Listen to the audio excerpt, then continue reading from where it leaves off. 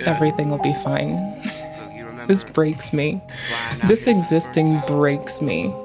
Holy shit. I need to like blast this into someone's inbox. You look good getting out of it. She said, I don't know. I don't know. I just don't know. Snapchat been bringing up pictures. I'll admit I miss it, but I gotta move on, I suppose. Sometimes I okay, I had to do that. It's where I think about you the most. Hi. I know I was MIA. Baby, come my way. I know some things have changed, but I can tell by the way that you text me when you drunk that you still feel the same. We were impressionable. I smoke like it's fashionable. I used to put wax on rails. Now I put wax all of my bowls. Hi. And I wish you were hope y'all are well. Cause I just bought a puff pole. And that shit hit like, oh my god. I was trying to do it like 50 and get Escalade. That was riding on Blaze. I miss riding around 35W blunt blowing like we was low way. Felt bad cause you blew through the oh. It's all good, baby, I'ma go and get more. Miss going to the bar smoking that hookah. Goku and Chi-Chi the way we was booed up. It's fucking damningly fun.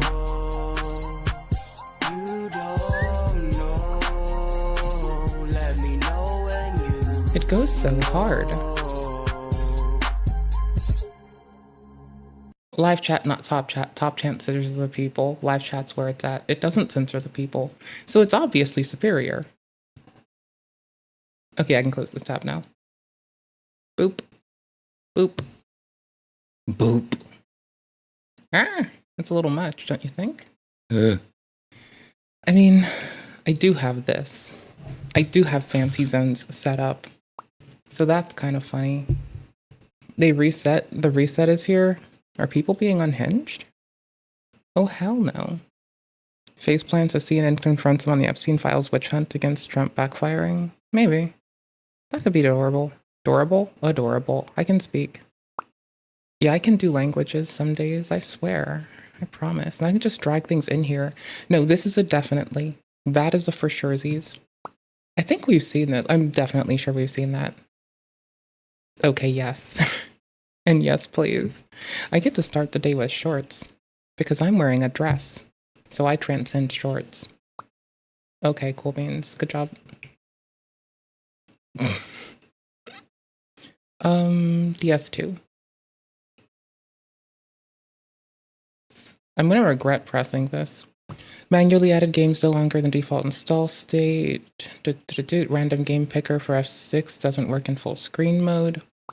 Import manual mode. Play not working improperly with FIPS. Enhancement policy is enabled. Cool beans. Increase maximum selectable number of rows in full screen mode. Wait, you can do that?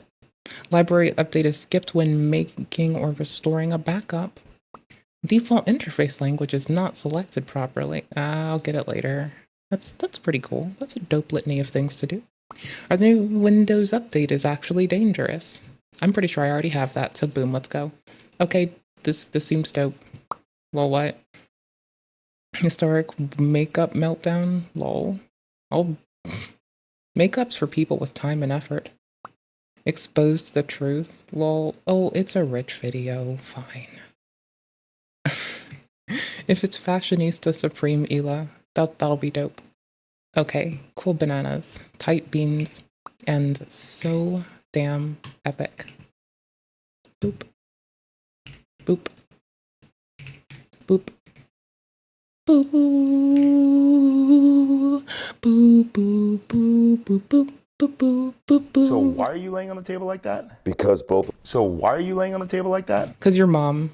Because both of my livers are swollen. Do you mean both of your lungs? Because you only have one liver. Did I say lungs, EMT boy? Both of my livers are swollen and laying on the table helps with the gas. Gas? Should have saw that coming. Oh, so good. All right, I assume you want to ride down to the hospital? Why the heck else would I call you, bro? Fair enough. To shoot the shit to ask how you're doing, to tell you look pretty today, to compliment your outfit, to say that's a nice case you got there would be a shame if I asked for it and you didn't give it to me and I cried about it for a week.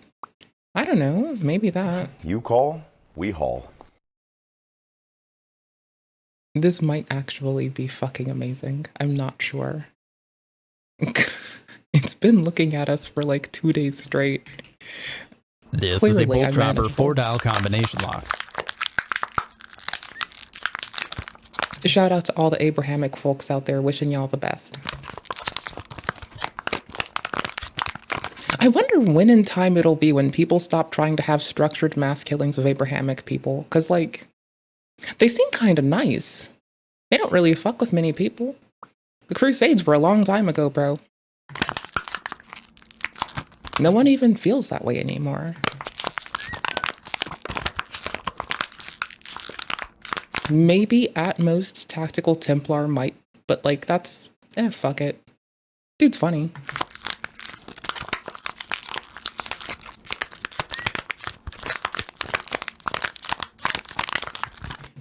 So in good news, the container's harder to open than the lock.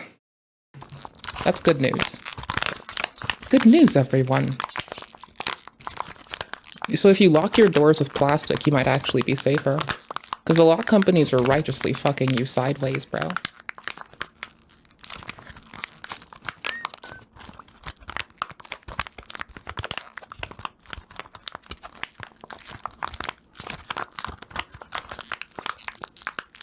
When I was little and I wanted to open containers in my mom's car for like a toy instead of waiting, I would like wiggle the side of the plastic intensely so it would produce heat and also give to wear. And then I would like just start ripping it. I would oftentimes cut my fingers open trying to do this. I was impatient and I kept telling her, no, I can do it. I learned how to do it better. Yeah, I was just impatient. She quickly learned to like just, somehow that stopped. And I want to attribute the stopping to her. But I think she just let me figure it out myself. But I don't want to do that.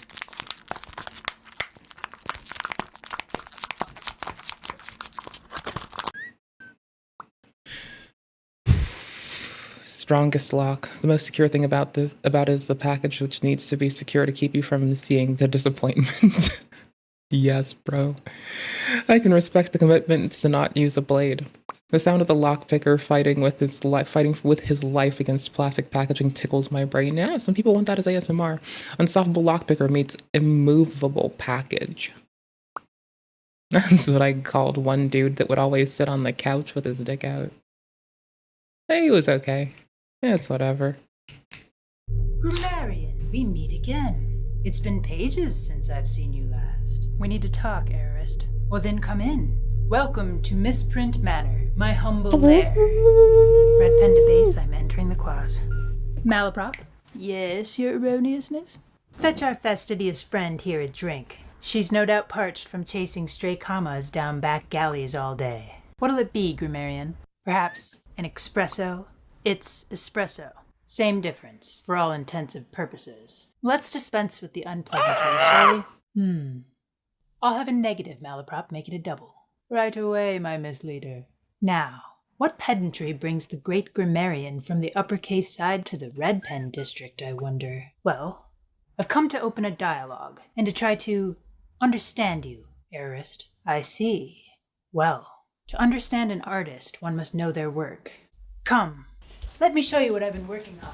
Can't spell terrorist without errorist. Boom. Behold, the depossessor. It strips pronouns of their possessions. The results can be quite apostrophic.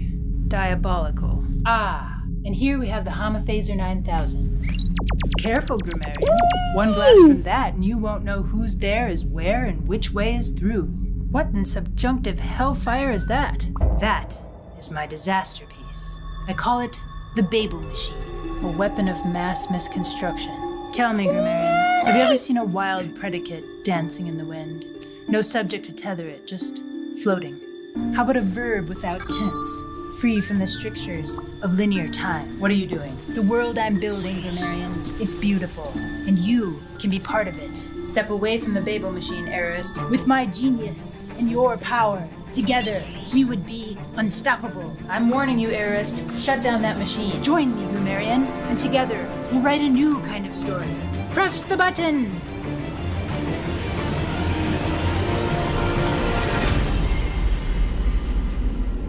Freeze! Grammar police, you're under arrest for crimes against language. Thanks, Grammarian. It's over, Arist. They recorded the whole thing. You practically confessed to every word crime in the style guide. Deceit, Grammarian. How deliciously irregular. I'm sorry it had to end this way. End?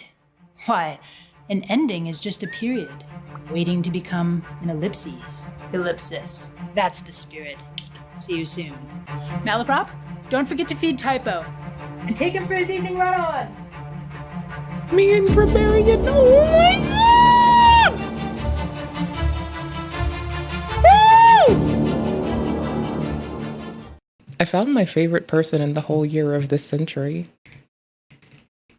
Like, yo. I found like the coolest person ever. Like, y'all. Like, y'all. Y'all, y'all, y'all. Y'all, y'all, y'all, y'all, y'all. Y'all, y'all, y'all, y'all. I found the best thing ever.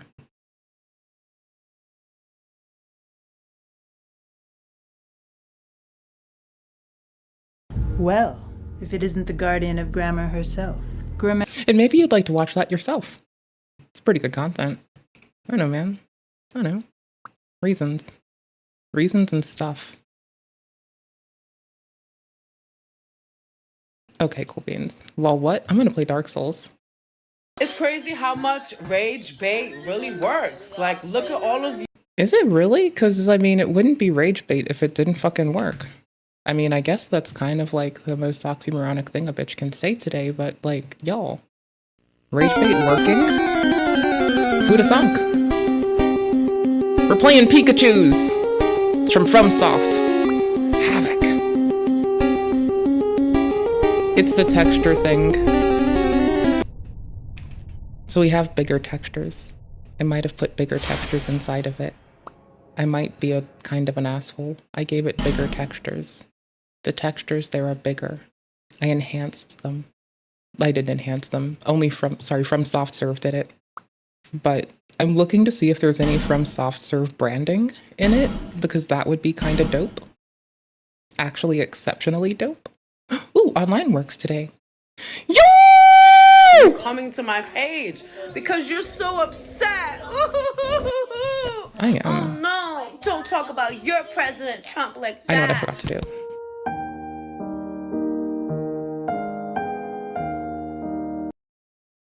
It's gonna play again, and I'm not gonna regret it.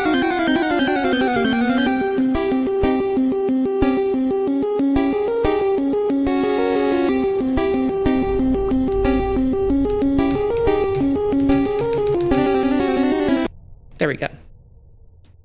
The lighting engine. Where is it? Where is it? Where is it? I bet I don't have that on because I'm a dumb bitch. No, Where is not it? Trump. He could never. Hurry the f up and give me my Where is food it? stamps. Whoa, calm down, Jamal. Don't pull out the 9. Where is it? Well, who's gonna tell her? Well, Jamal already pulled out the 9? Oh, probably no one, because, like, no one needs to rat on Jamal like that. Honestly, it's kind of frightening if you ask me. But, whatever. I'm just gonna disable aliasing. No, I can't. I forgot. Nope. No, I can. Hold on. Oh, there it is. Needed this She's mode. not gonna like it. Now we're good. Listen, guys, listen. If you Thanks for haven't been save. living underneath a rock, you probably saw F1 that the again. snap benefits are gonna go poof. They're gonna be gone. They're gonna be gone. Listen. And everyone is going to have to reapply. The That part I'm aware administration of. came out and said, Well, if you that's want different than poofing them, right? That's like a whole other subset of thing. That's just making people reinstantiate their benefits. Like, it poofs them for the experience of a person today, but it doesn't poof them eternally. So it's a little difference, little bitty difference. Itty bitty, teeny beeny, itty bitty, difference. Not the biggest, not the littlest. Okay, hold the front door. Wait. Ah, tits. Hold your tits. Keep session, I guess? I don't fucking know. Move over here, you heathen. Well, it is logged in, so that's weird. Is this logged in? Keep session. No, it's not. Wait, but what? Didn't it fail on, like, everything? Am I, like, dumb as piss? Don't answer that, the answer is yes. Am I dumb as piss? Brother.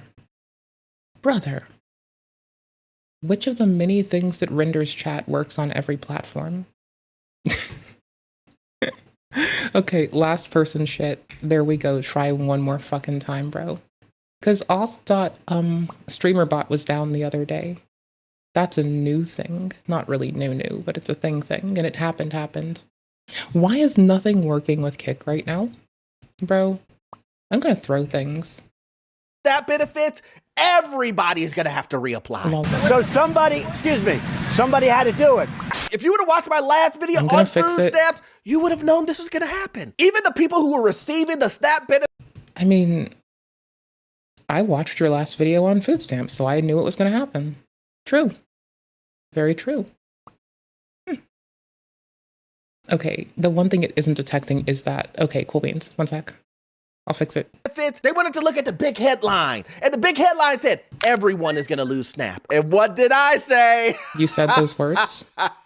What did I say? We're going to jump into it. My name is Orlando. Make sure you hit that like and subscribe button. It really does help out the channel. Also, guys, I have a newsletter, and you know what that means. How can you beat free? You can't beat it. You can't beat them. Go ahead and sign up for that now, guys. If you need any type of financing that goes with commercial properties or investment properties, I am your guy. I've been a lender for almost 20 years, and I can assist you with that. That information is in the pinned comment in the description. Guys, let's jump straight into it. Listen. I know, everybody was super happy. Everybody was super happy when the SNAP benefits turned on. They were like, oh, yes, we got our benefits back. Yeah, this is on you. Well, I mean, I watched your videos because I pay attention. I just forgot to timestamp something by 2 whole minutes at the very minimum. So I don't pay attention. I'm a fucking piece of shit, bro. I'm gonna put it down to 14 minutes too. That's what you're seeing in the first clip. You did it. I didn't. You did it. Look, everybody was rejoicing, and I was scratching my head like, yeah, it did get turned back on. But you guys do know that a bill went in effect on November 1st that will literally cut half of you. Wait, what? Remember, I said to you guys, look, there's 2 things happening here. You have one that they cut off everybody, and then the other, you have to work 20 hours a week. Son of a... You have to work 20 hours a week. You only get 2 years maximum on the program.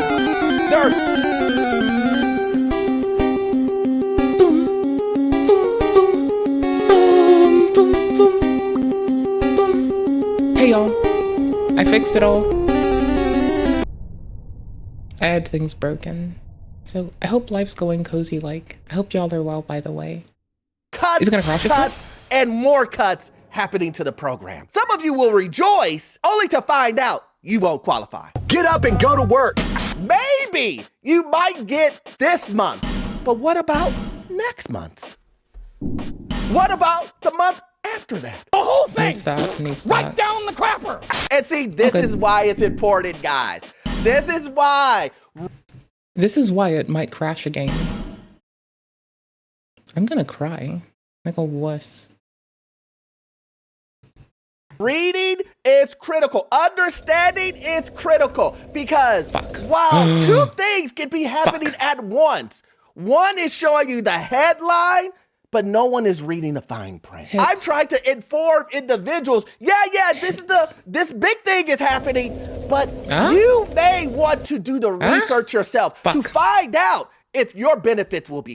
Well, I dropped in an extra, gig of textures, so that's kind of my own fault. Kind of. I'll take that blame. I'll turn it down. But nobody believed me. I'm just a guy on YouTube, right? It doesn't matter what you think. But then the administration came out with a zinger, as they would call it. I'm adorable. It matters. I'm adorable. Whatever I think matters because I'm adorable for no other reason, but I am adorable. And that zinger is, guys.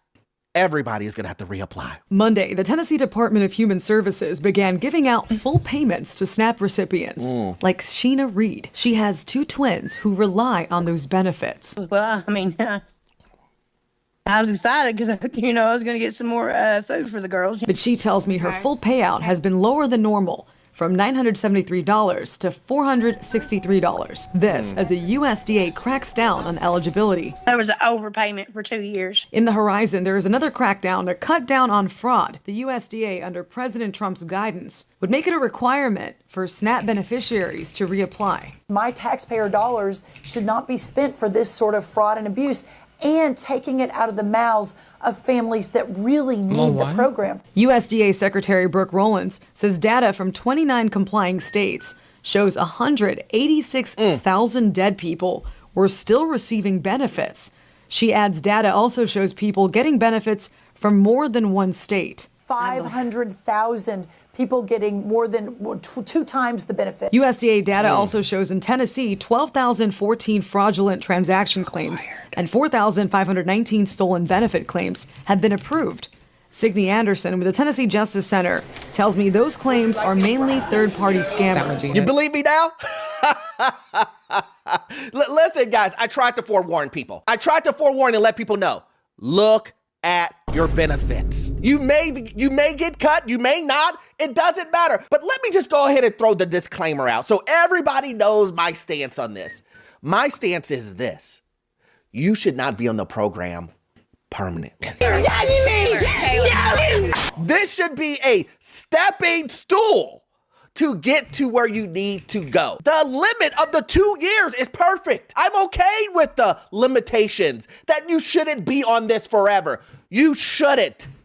Let me throw the disclaimer out there too. We're not talking about elderly. We're not talking about the disabled. We're not talking about children. We're talking about grown-ass adults? Able-bodied individuals. We can phrase it that way too, if you want to. That can go to work like me and you. These ain't opinions. These are facts. And I know some people won't like that stance. They're like, Orlando, everybody deserves to get the free food. Everybody deserves it. Well, how dare you say that? Anybody who wants the free food can get it. Okay. Why are we all getting free food then? We're going to try FSR and see if it hates me less really fast. Just going to do it. They had some specific whinging about sharpness that I really don't care about. I'll do it. I'll do what they say, because, like, they put time into stuff. That's a great idea. I'm with that. Who wouldn't love to cut their grocery bill to 0? I mean, look, put in the comment section if you want your grocery bill to go to 0. I'll be first. Me. I want mine to go to 0. 0, please. But we know that's not the way it works. The way it works is you go to work, you earn money, and then you use that money to pay for your expenses, aka groceries. AKA. And see, my other points on my videos were very clear and simple. At least I thought it was. I mean, you let me know. Okay, one last. Use the program to get on your feet and move on. You shouldn't be using the program to stay broke and poor. You shouldn't be like, you know what? There's another job and they're going to offer me $70K, but I'm going to stay at $30K so I can get food stamps. Don't be ridiculous. That's what I'm trying to tell you not to do. See how that hinders you from moving forward?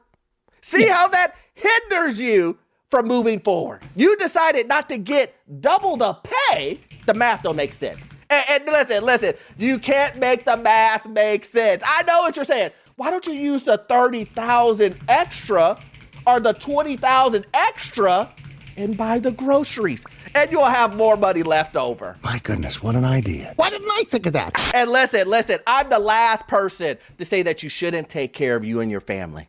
I am the last person that's going to tell you this. But let me explain to you this, guys. I didn't know this. I'm going to show you. When food stamps got turned back on, the government got turned back on, some of the individuals who's getting food stamps, they went on a food shopping spree. And they couldn't keep it to themselves. Oh, no. Oh, are you kidding me? There we go. Why would they get... There is a such thing. I mean, I'm guessing just based off of the clip I'm about to show you. Did you know there was a such thing as food stamp hauls? Yeah. I mean, some people sell them for cash or drugs, so not surprised, honestly. Yeah, people will show you all the food that they got for free. We're trying multiple things.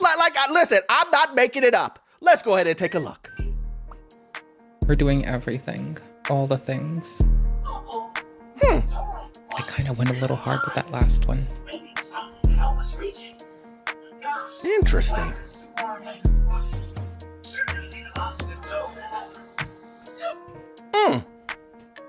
I will take away the bigger textures. That's a lot of food. A lot of food. All for free.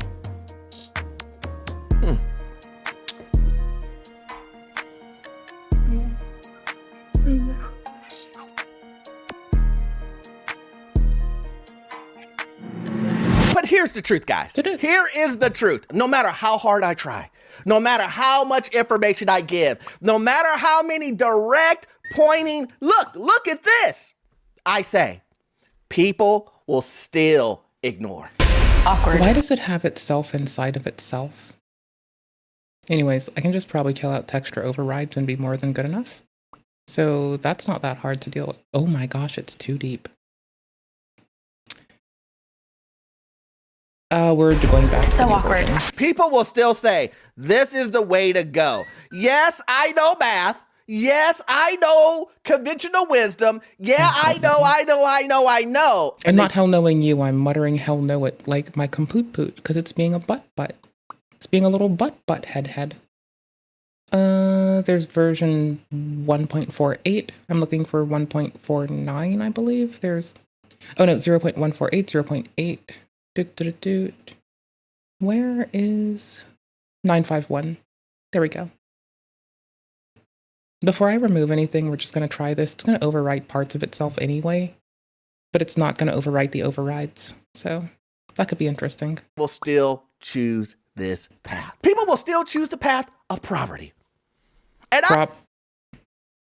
you meant to say poverty? Choose this path. People will still choose the path of poverty. Am I being a dumb bitch? And I can't help that.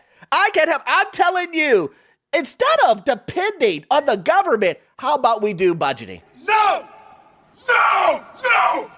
How about we look at your credit report? How about we find out what the issue is when we already know what the issue is? You spend too much. Leave me alone! Your expenses are too high. See how fast that was? I know what you're about to say. Orlando, there's no one out here. I hear what you're saying, but nobody wants to be in this position. Nobody wants to continue to stay. No, some people do. In this position forever and decide not to do anything. Let's go ahead and look at what the advice is being given by some people who are mad that they have to reapply. I'm trying to figure out why the people so mad about food stamps. And it's only the palm color people. Like literally, if you want food stamps, just apply and lie. That's it. Apply and lie. You see how they be stealing from us? Steal from them. Literally, you can have a 9 to 5, a 5 to 10, a 10 to 12 job. And still get that EBT. Just tell them you don't work. That's it. Just tell them you don't work. And you gonna get the funds. I've been doing it. I'm gonna still keep doing it. I'm gonna forever do it. Catch me if you can. I'm sorry. In 4K. I mean, in 4K. You got caught. Now she's gonna be making a TikTok talking about they're taking me away for fraud. It's pretty difficult to put into words how disgusted I am.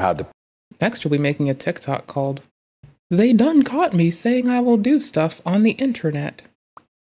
Ugh. Ugh. Impressed I am. This is what I'm talking about.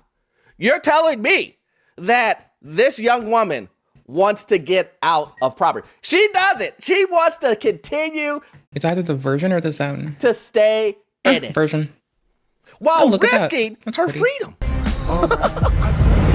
Do you want to be in jail for fraud? Do you like your freedom taken away?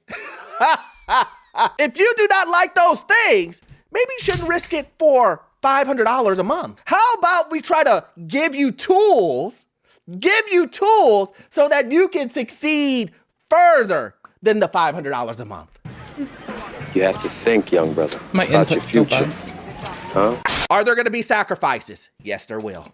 Got an idea. There will be sacrifice.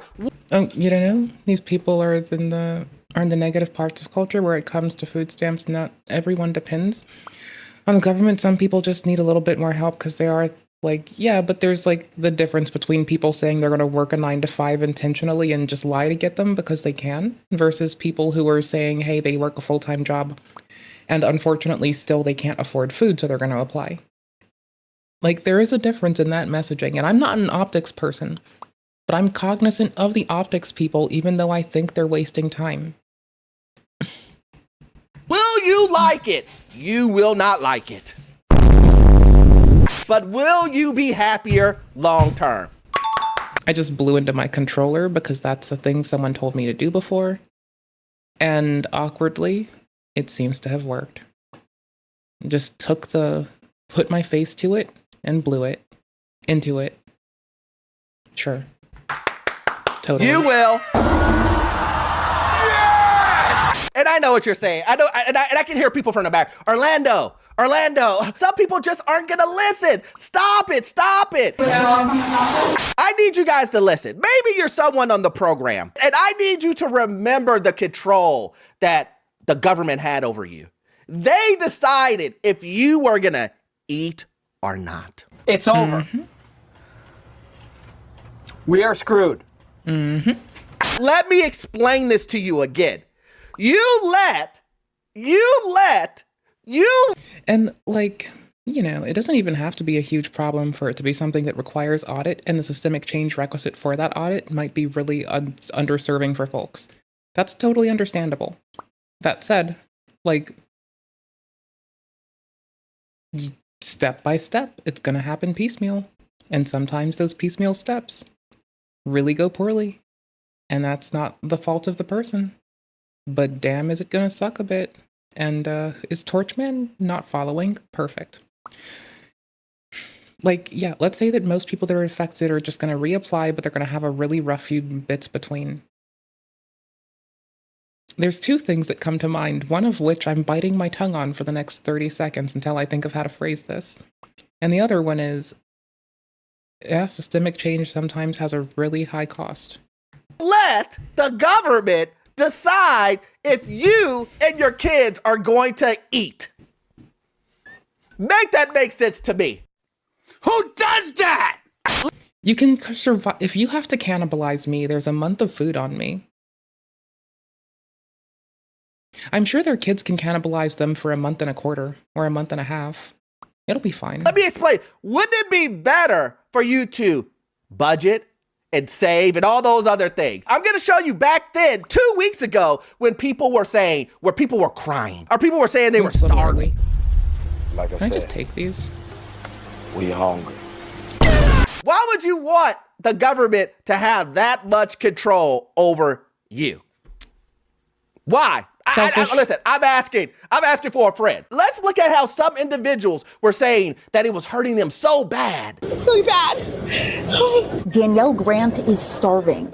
Well, after a few weeks, you'll get used to the sensation of ghrelin bubbling up inside of you, and you'll just stop giving a fuck. Back when I was but a high schooler, I wouldn't even eat every day. Some days, those days just happen because I forget, though. I'm trying to see if I can get some food because we literally don't have anything to eat today or tomorrow. So we're going to try to make ends meet, and we can. Desperate for food, nowhere to go, Grant and many others got to the Hope Line today just to make an appointment to come back later in the week for food. Resources are slim, leaving 40% of Bronxites without money to feed themselves. Some still in shock. You heard things before, but it's like, they're not gonna let people starve. That's ridiculous, but it's like, no, that's literally like what's happening. Let people. Well, look at what happened last time socialism was tried in a large nation that became a superpower eventually. People starved and died. Starve. I mean, starve is a strong word. Starve is a strong word. But listen. If that's the way she felt, that's... And taxpayer money should pay for them. Like that one dude, you can see why... Sorry. You can see if you can find the video. It was that shit he was saying... Sorry. He was saying was just so greasers. Big ass. I've got a very tiny ass. Sometimes it's called bony, and I'm told that I can't sit on partners' laps. It's very upsetting to me. Because sometimes I do just want to sit there, relax, talk shit, and be like, yep. Because I just like rock left and right too. So like if someone is genuinely in pain because of it, like I just assume they're lying. They could be in pain. I don't know. Maybe they're honest. When I'm sitting on my, people's laps in the past. But here's the thing. I just assume that they're lying and it doesn't hurt, but I also feel bad about it at the same time. But, whatever. Whatever's clever.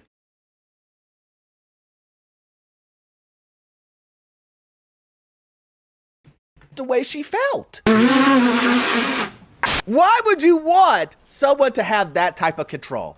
And the only way that you can take that control, you can get your freedom back, you have to get off the loyalism. You believe that you're owed the benefits. You believe that you're guaranteed the benefits. They showed you guys, didn't they? Come on, man! Then on top of that, not only has the government been holding and dangling a carrot in front of your face, telling you're gonna... Explain it? Explain my ass? That sounds like I'm being insulting. Okay. I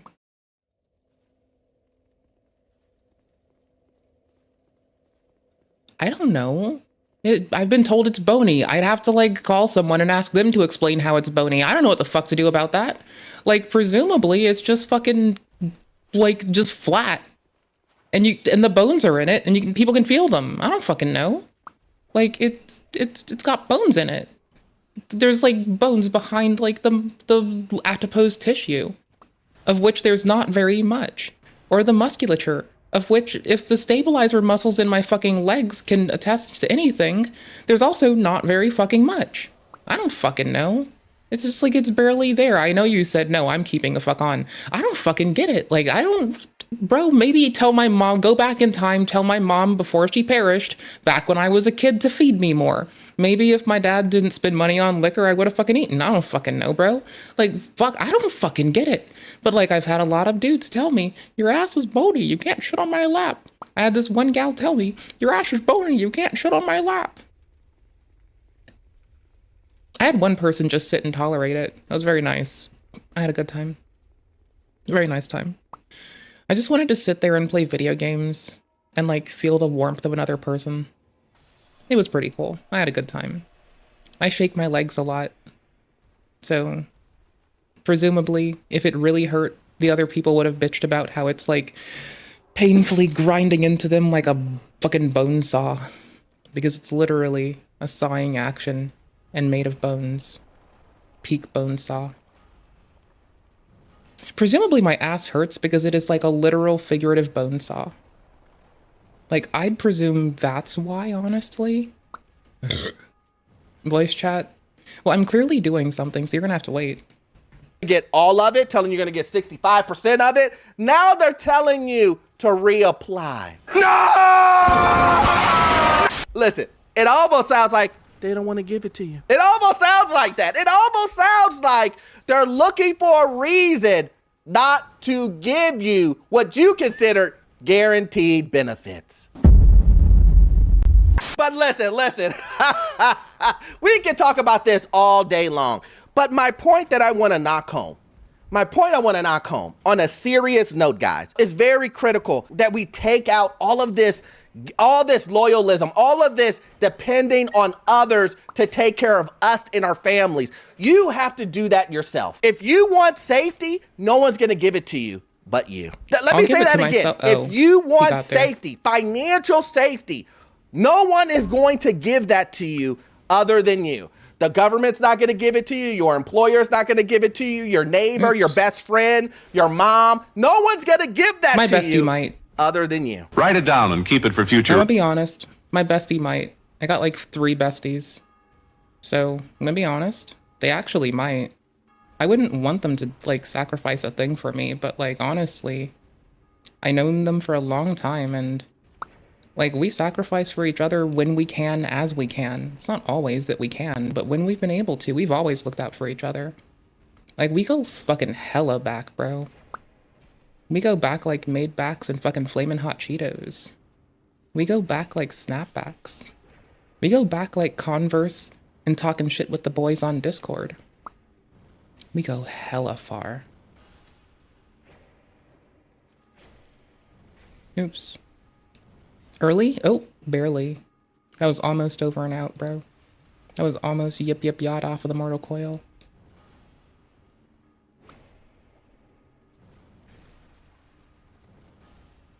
Ooh, fuck me. That was almost fucking nasty. Oh my fuck, I almost died. But instead, Beltstat's dead. Well, that took me like 7 attempts last night to get nowhere. Retrieval! Okay. You said get on voice chat.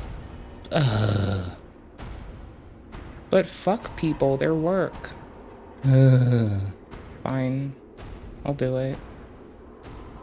I think you can hear Dark Souls. Hi. So what I was saying that one, I wasn't talking about your ass. All right. Yeah. 2 is that I was and fuck. Now see, I got stuck on that ass. Okay, then give it 1 second for the Emerald Herald to talk. This ring is the symbol of the king.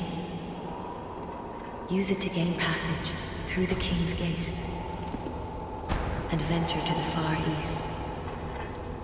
Bearer of the curse, if you are to be the next monarch, then one day you will walk those grounds without really knowing why.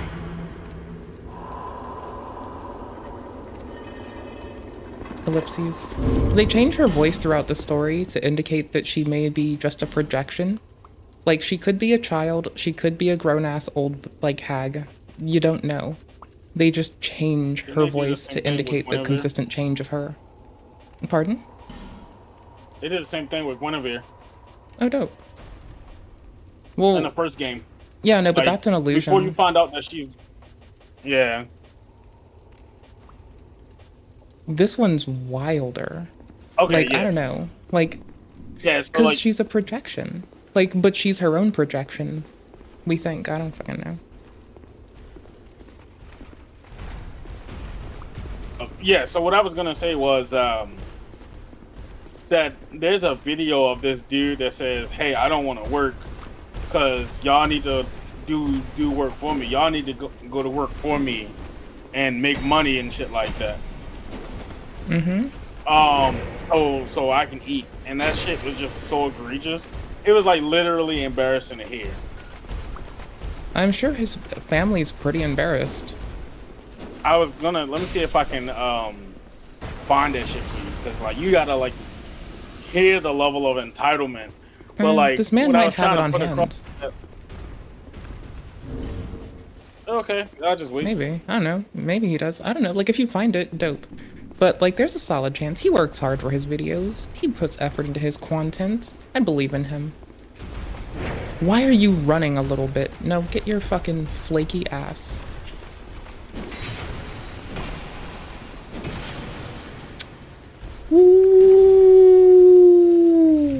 Reference.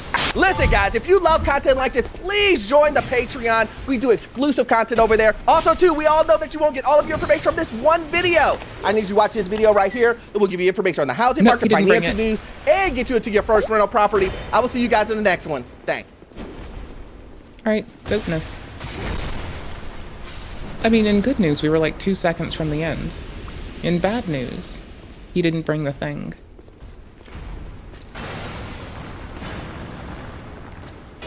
He didn't steal your answers on the test. Whatever will we do?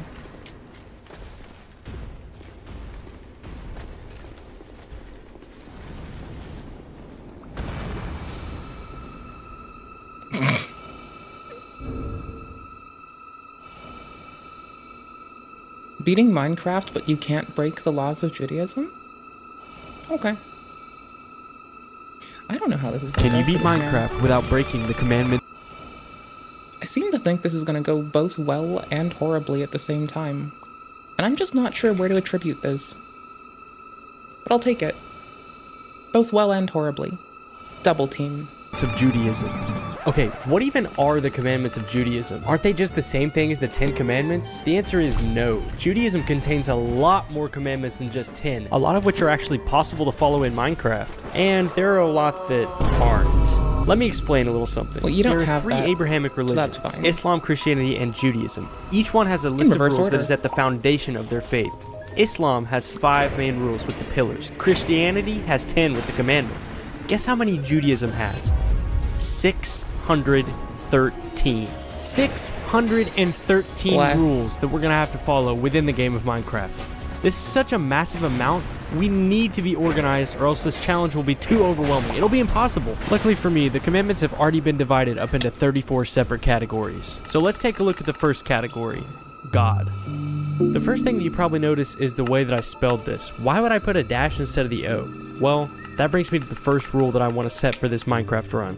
The God category contains 10 commandments, but for simplicity's sake, there's really only one that I want to worry about, and that is not to profane God's name. In Judaism, the name of God is so sacred that many Orthodox Jews spell it with the dash instead of the O out of reverence. So if I'm in my Minecraft run and I say anything along the lines of, ooh, good lord, there's a village right here. Can I make this jump? Ooh, oh my god. The run is instantly over, and I'm forbidden from spelling the name of God without the dash.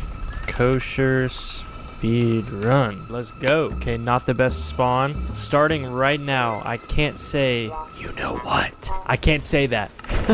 There's 10 out of 613 rules. What have I gotten myself into? This is gonna be way too hard. I believe in you. Ooh, look dude, it's some pigs for us to eat. Look, we can kill one right now. Wait! Let's talk about the second category of commandments that we need to follow, the dietary laws. This category contains 27 commandments and basically outlines the things that we can and cannot eat. As for animals... I mean, for what it is, you're kind of just like pretty close to Leviticus, so I don't know. The Christian and Catholic folk should understand this one. Except for the part where they do consume the scavengers of the earth and also... like, bro, you're not supposed to consume scavengers. Like, the fuck? Bro, I eat fucking plants all day. I don't know what the fuck you want from me. I do a good fucking job. May as well call me the most basest halal-a-kosh ever. God damn. This is what the scripture has to say. Any animal that has true hoofs, with clefts through the hoofs, and that chews the cud, such you may eat. Because pigs have split hooves but do not chew their cud, this makes them not kosher, so pigs are off the menu in this run. But wait a second, there's another specific thing that makes meat kosher, and that's the slaughter method. For this, a shohet is required, who is basically an expert slaughterer trained in Jewish law, and what they do is they make a single cut with a special knife called a shalef to kill the animal in a humane way. Since we don't have access to either of these things in Minecraft, I'm going to say there's no possible way we can make meat kosher, so we'll be prohibited from eating it for the duration of the run. So we'll have to make do with produce, all of which is considered kosher. Yeah, you guys really thought I was going to... Veganism W #1. This is the only we will be taking tonight.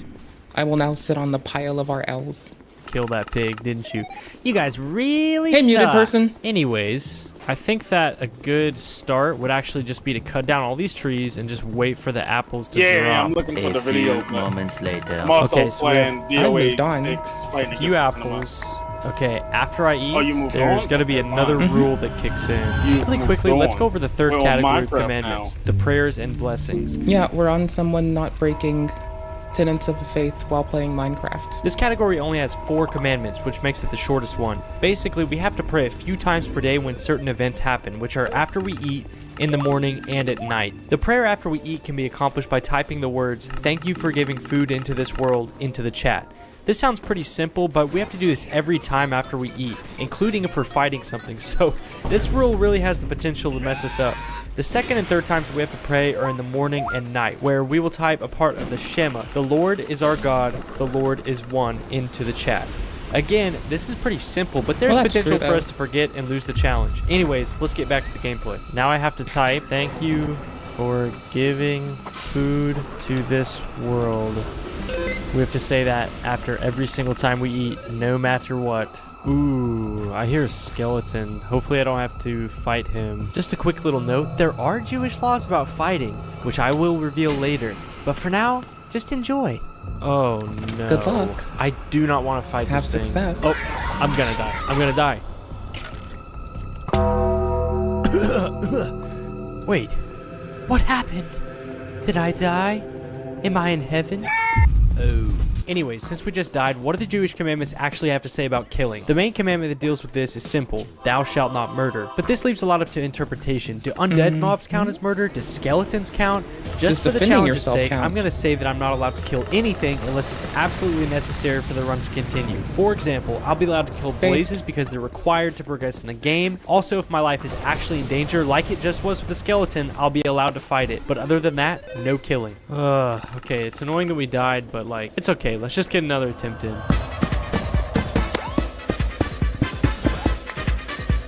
Okay, so I found a village, which is good, but unfortunately we cannot steal anything because that's some of the commandments. So, but I think this is like where I want to settle down and build a house. And yes, this challenge requires that I build a house, believe it or not. Okay, it's turning Well, you shouldn't night. want to steal anything. We pray. Now we Yeah. can go to sleep. As you can But see, there's- we're really struggling. But there's also external reinforcement with a lot of Abrahamic faiths.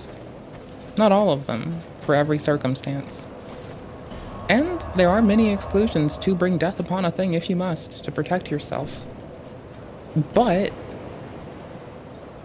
I believe in them, okay? I believe with in this food goober. because like the only food we can really get is apples and stuff that we grow because we can't steal it from the village. So like I really need to get a farm going. All right, so we're officially out of sprint. Okay, so it is currently Minecraft day 3, and we have until the end of day 6 to finish building a house. I'll explain why there's a time limit on building a house later, but you're gonna want to stick around to see why we need this Don't house. tell Let them me that. tell you.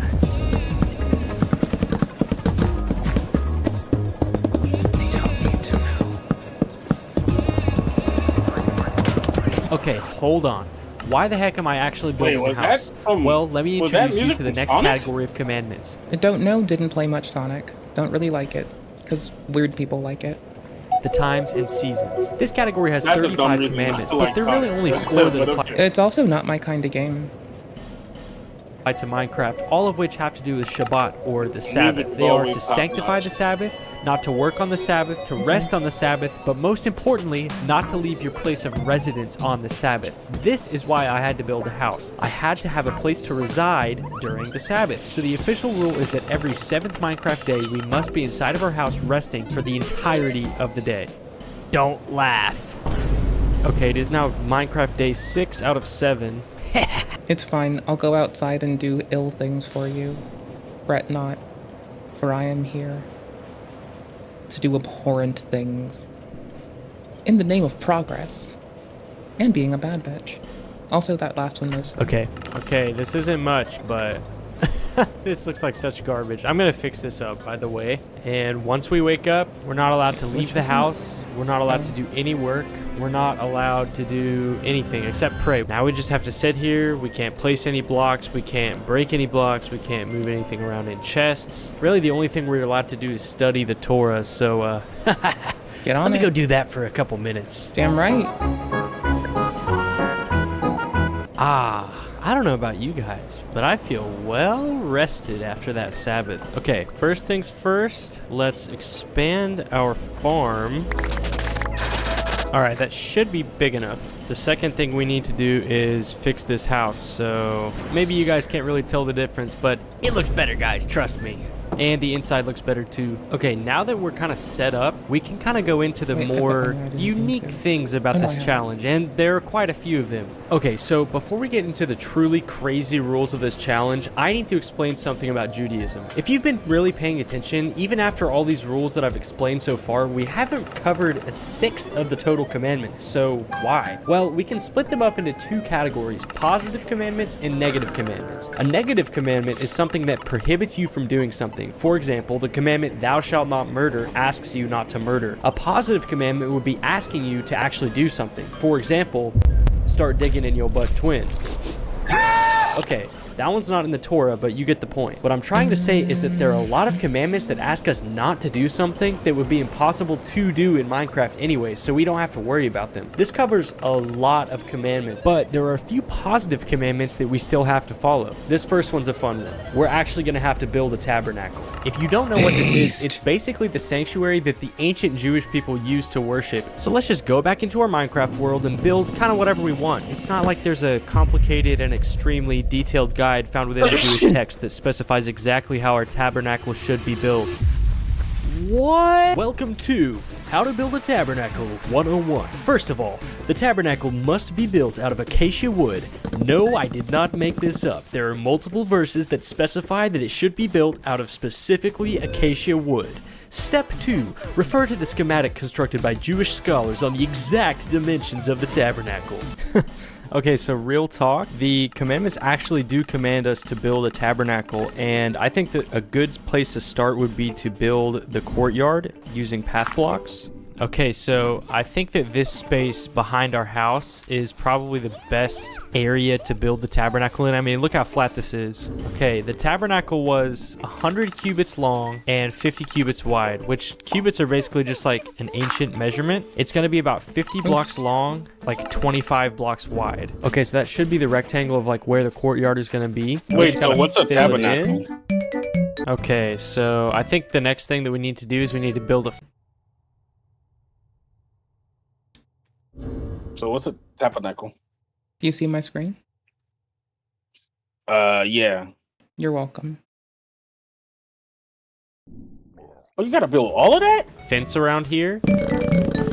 Okay, so there's the fence done. So now we have the courtyard and the fence. Now it's time to start putting some of the details. So the first things first, we need to put this campfire in the middle because look at the picture, man, it's there. And then there's like all these benches around it. Okay, so sorry, now... I'm just like having a lost smile because I've heard a few Protestant and Catholic folks refer to any chapel as a tabernacle, and it fucking destroys me. So you're welcome. Now it's time to build like the actual structure of the tabernacle. So basically what this is, it was a sanctuary that the ancient Jewish people used to worship, and it was like a temporary sanctuary. It wasn't supposed to be like a building that was like existed for a long time. It was built with these 5 pillars, so let's do that. Okay, that looks perfect, just like the pictures. Okay, now we need to do the walls. Okay, so the basic structure is now complete. So if we look at the inside of the tabernacle, basically it's split up into 2. It's like the holy place and then the holiest of holy places. And basically that's where they keep the ark. So let's kind of split this up into 2. Okay, now we need to work on the covering. And this is something that's actually a commandment. It talks about having a red linen. So I'm going to cover up the roof with red wool. So let's get some of that. Okay, perfect. Now, last thing, we need to make those little diagonal things down. We can't really do it with wool, so let's just do it with some wood. Okay, we're pretty much done. We just need to put a cauldron to represent the brazen lever. I don't know how to say that, but you know. Okay, we have one last thing until the tabernacle's done. So let's go inside. This is the holiest of holy places, which is where they kept the Ark of the Covenant, you know, like the one in Indiana Jones. Yeah, so I want to actually get a couple of gold blocks. But there are express designs for how you have to build it. To put in here to represent the Ark, so I'm gonna go mining to see if I can get enough gold. See you in 10 years. Yeah, no, definitely. That's Sonic Guys, music. I've been mining for well over an hour. I have 6 gold. I'm just gonna go to the nether, okay? Yeah, man, we're going to the nether in our run. Yeah, we're gonna get some blaze rods. I'm autistic like I'm that, looking for gold for my freaking tabernacle. Terrible spawn. My collar's blue, but my neck is red. I've been working like a dog just to keep my family fed. Okay, that's 2 gold blocks. Okay, this is a big moment. Once we put these 2 gold blocks in, our tabernacle is officially complete, baby. Yes!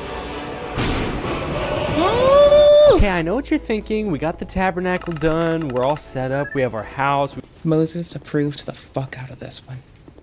We've been resting on the Sabbath. We've been praying every day. Let's just go beat the game, right? Wrong! There's one more final rule that we have to follow before we can go beat the Ender Dragon. And it's a doozy. We have to recreate an entire copy of the Torah.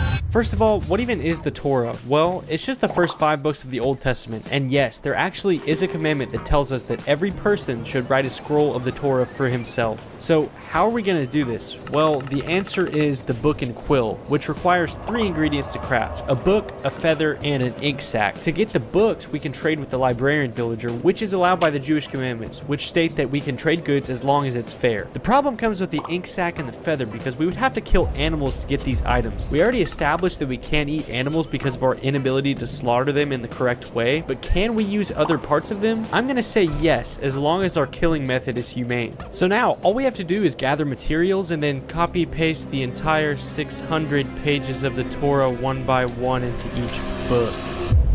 Sounds easy. No help for you. Oh, look, it's a librarian. Good luck. Okay, I already know what you guys are gonna say in the comments. Wait, isn't it breaking the commandments if he's killing animals in a non-kosher way? It is technically breaking the rules, but I think that this is a worthy exception because there's really literally no other way for us to write our own Torah without killing a few chickens and squids for their drops. Okay, now begins the excruciating process of copy-pasting 1 page at a time, the entire 600-page long Torah. Let's see how long this takes me, guys. Okay, guys, drop your bets. How long did it take for me to copy-paste the entire Torah into books 7 in years. Minecraft? 1 hour? 2 hours? 5 hours! It took 5 hours of doing this! I believed even in you. installed a mod that allows me to copy-paste more in at a time, and it still took that long. So, if you're wondering why it takes so long to make these videos, it's because of stuff like that! Good job. Every single book, man. Every single one. Look at that. The entire Torah. Oh my gosh. On day 33, we can now start thinking about actually beating the game. Only armor we have is gold boots. What are we doing? We have a tabernacle. We have an entire recreation of the Torah. No iron armor. That's literally just this challenge. It's like, it started, you know, we were thinking about beating the game, and then, we gotta build the tabernacle, and then, we gotta make an entire recreation of the Torah, and now we can finally beat the game. Alright, iron armor. Finally. Okay, I have to be careful to remove the golden boots and then put this on, because that's actually a commandment. You can't wear clothing made of different mixed fabrics, so the more you know, right? Okay, it's now the Sabbath. Now that's appropriately autism coded. Autistic women approved. 2025. Let's hear it for the Torah. Let's go. Let's rest up and then we can go beat the game. Okay, while I'm resting, let's do a little refresher on the rules before I go into the nether. There are really only two big ones we have to worry about. The first being the thou shalt not murder rule, which basically states we can't kill anything unless it's absolutely necessary for the run to continue. This pretty much means we aren't allowed to kill any hostile mobs other than blazes and the ender dragon, since those are really the only two that are truly required to beat the game. But that rule is pretty easy compared to us having to type a prayer in the chat every time that we eat. Remember, we have to type this whole thing, which takes about 5 to 7 seconds. In other words, if we need to heal at all, we have to freeze for 5 to 7 seconds no matter what after we eat, which is going to make the nether in the end a lot more challenging. Okay, let's find this fortress. My main decider of success in this nether fight will be how fast I can type the Jewish prayer after you eat. Dude, before this recording session, I was actually training on monkey type so that I could type this faster. Oh, here's a spawner right here. Okay, we got monster hunter. Okay, that's one blaze rod. Okay, now look, now we're gonna have to heal. Boom. See, this is where things get dicey. Anything could just get me right now, and I can't do anything. Ooh, no, no, no, no, no. Oh my gosh. Hi, how are you? Oh! Bungie. Dude. Oh, let me heal. I'm closing this off. Good job you didn't say it. Dude, it takes like 5 bread to heal. You almost said it. There's so many in there. Dude, why am I so scared right now? I think I have to stop. Ah! There's so many. Oh gosh. I need one more. Look at the chat. Okay, come on. Okay, get me out of here. We actually almost just died because we were typing our prayer. That's crazy. All right, now all that's left to do is just get our ender pearls.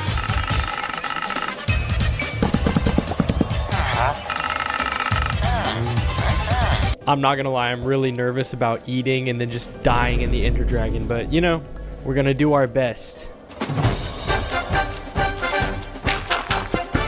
Hey, we found it. Watch me lose all of my hours of progress on this world to the ender dragon.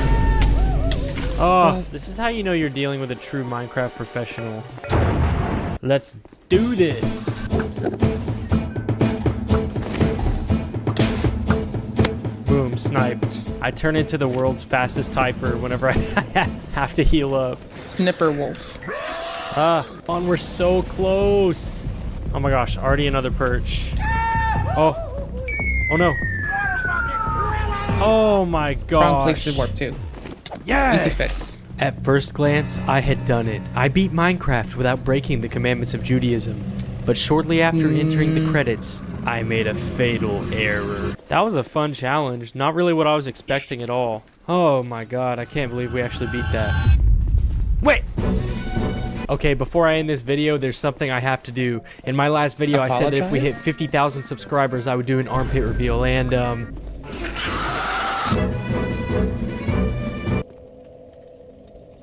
can you beat Minecraft without breaking any of the rules of Islam?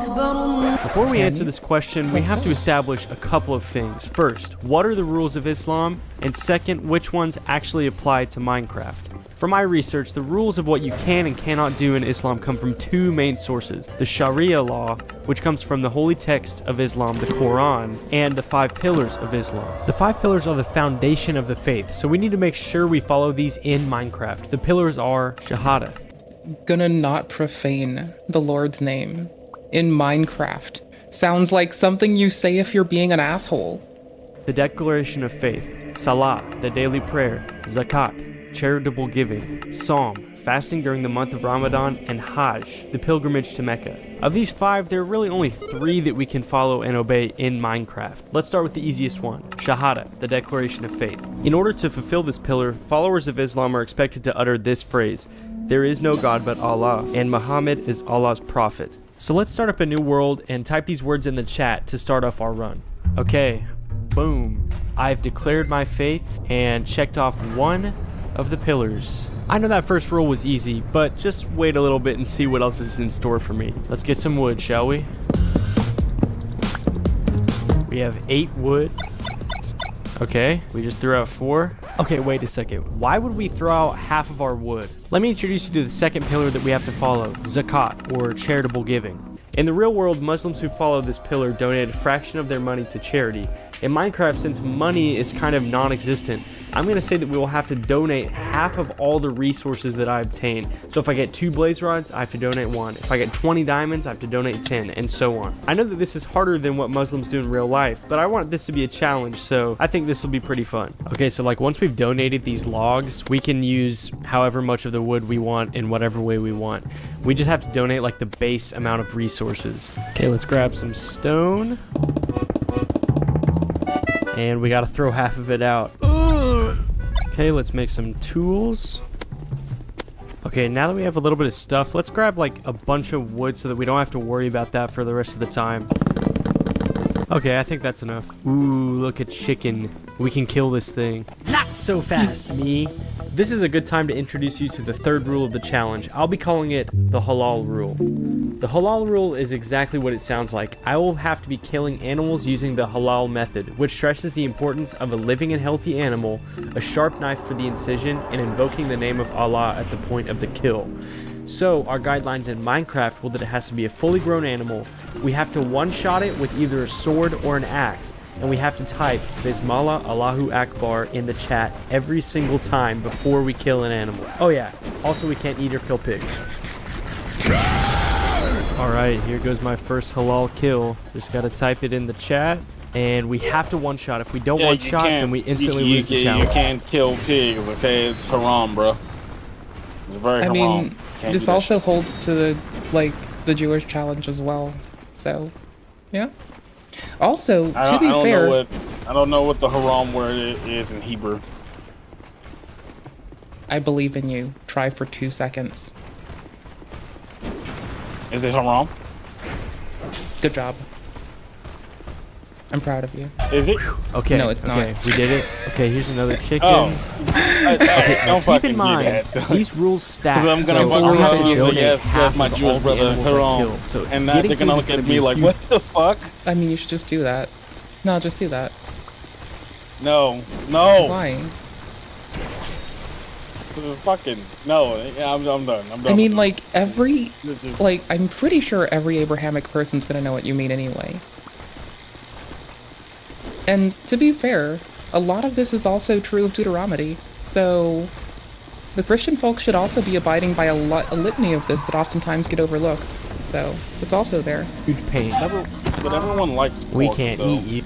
Or scavengers of the earth, or shellfish. Like, these things are all opposed to. Like, all these things. I'm just saying. You. This looks like a good a lot of fucking. Okay, we got 8 iron and 12 coal, which really means we got 4 iron. Trying to make me lose weight, so I was like, oh, why don't we just go full, like try to figure out what to eat then? And she's like, oh, she's gonna figure something out. As a person who as a person who eats just plants, I am the most halal kosher motherfucker known to humankind. I just want to get that out there. I'm like so dope. You could like basically consume me as food, and I would still be like, I'm really being hyperbolic with that last one, but I am a month's worth of food, so maybe a little bit less than a month right now. Right, just gristle everywhere. But like, you know, easy way to win on all the Abrahamic folks' commandments for food. Quite honestly, just eat plants. Done and done. Winning. When in doubt, keep winning. So have you ever had like the Impossible Burger, like or something like that? Like it tastes like a regular burger, but it's just plants. I mean, it tastes like whatever you want it to taste like. Like most things in the kitchen, you are in control of how the outcome is. If you want it to taste a certain way, you just do it. Well, that's not 100% true. Yes, it is. You can make meat flavor from a litany of chemicals. You literally, that's like a video we watched yesterday. Like, you don't taste chemical. You don't taste ingredients, you taste chemicals. You don't need ingredients to live, you need chemicals to live. Like, you literally just make this shit out of the same constituent materials. Like, it's oftentimes stuff that's existent in everything else anyway. Yeah, 100%. So pigs have no flavor. Nothing. It's no flavor. It's just Now you can make any flavor. It's just, everything's a lie. No, you just like, you taste the constituent chemicals of a broccoli has chemicals in it, red cabbage has certain chemicals in it. You can make this occur whenever and with whatever you choose to. Like you can make, like, you can use the appropriate chemicals in your kitchen and make shrimp flavor, beef flavor. You can make mummy flavor, as in mummified human flavor, very easily. It's like really not even expensive. It's dirt cheap. How the fuck would somebody even know what that tastes like? Because in UK they mistranslated some text from ancient Egypt, and they, instead of getting a petroleum-based product from like just desiccated plant matter, they ended up thinking that it was mummies that were utilized in food, so they would literally consume mummies in UK for a while. How do you not know this? This is like the biggest reason to clown on UK. The biggest reason to clown on the States is we keep calling Australia a penal colony while forgetting that we are also a penal colony of religious degenerates. Australia should clown on the States more, like for real. It's like the biggest, like, it is so easy. But we just are like, Australia, that's the penal colony. Bro, we were the fucking people who were deemed too religiously impure, and we were sent here. Like, that's okay? What? Like, the colonial efforts in the States were a few people who were in charge of a bunch of fucking prisoners for having not the good religion. It's fucking hilarious, bro. It's fucking piss funny. What was I gonna say? Oh yeah. Yeah, I was gonna say something. Give me a second. Go find Catholicism. Embrace Mother Mary. No. Okay, then. Because that would require me to do a lot of work, and I don't want to do all that. No, it's the like lazy person's phase. Like, you have the least to do. Heck, they even let you have premarital sex. It's called the poop hole loophole. You can do whatever. Wondering how do you know about that? There's a reason most Catholic women know what anal is and tends to approve of it. I actually hate just donating You're Catholic, stuff. right? I hate it. I hate donating stuff.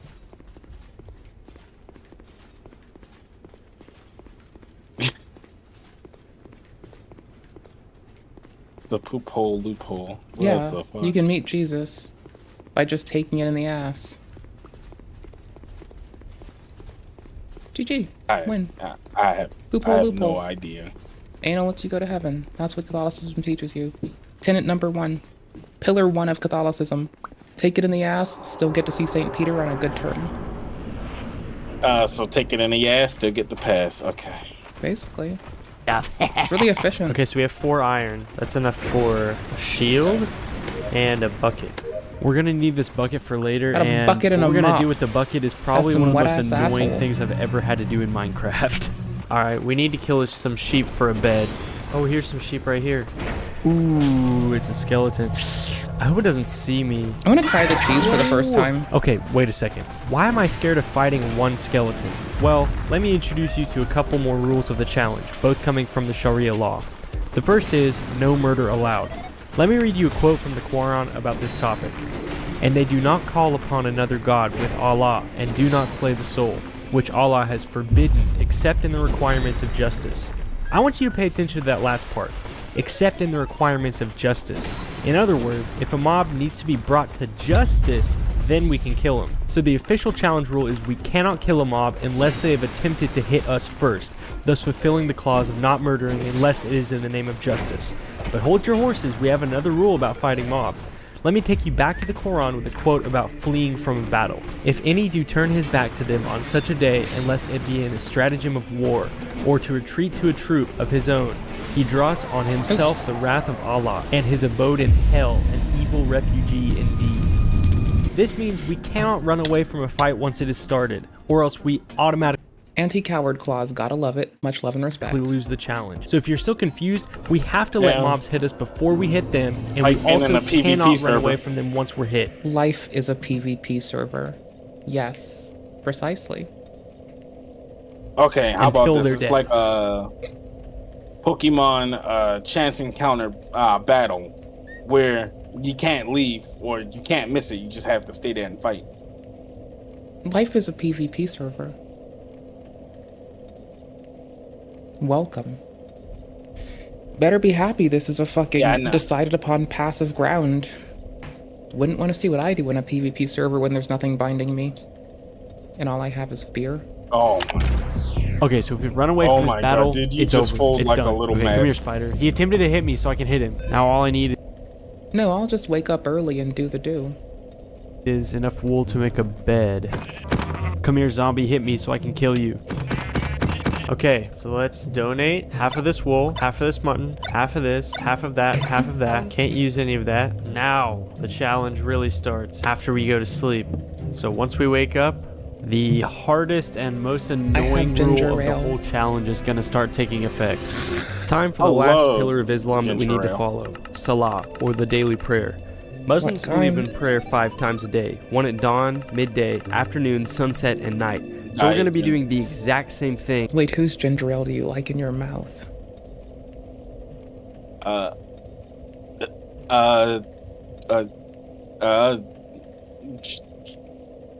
Cherry.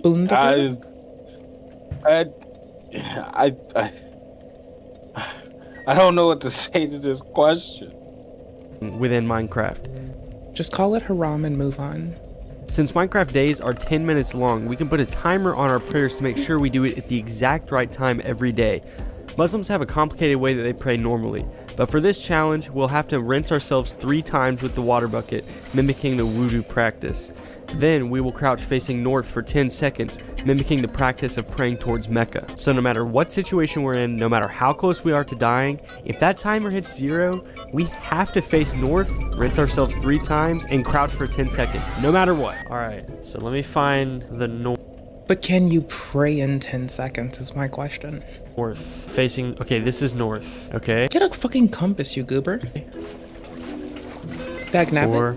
4, 5, 6, 7, 8, 9, 10. Okay, there's our first prayer done. Should I kill this Enderman? I think I should try because I'm gonna need a bunch of pearls, right? Okay, so we have to let him hit us. Okay, so gotta let him. Okay, he hit us.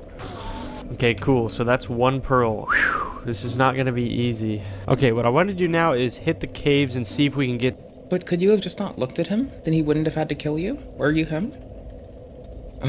Some diamonds. Okay, can I hit this MLG water bucket? Easy. Too easy. Wait, it's almost time to pray again. Oh my gosh. Dude, there's so many mobs. Actually, so many. Dude, it's time to pray in like 5 seconds. Okay, face north. 3 rinses. Now 10 seconds. I almost just lost the challenge because I didn't pray. That's crazy. Oh. I would run, but I can't. He just dug a hole to hide in so he could pray. Reasonable. Totally gonna die.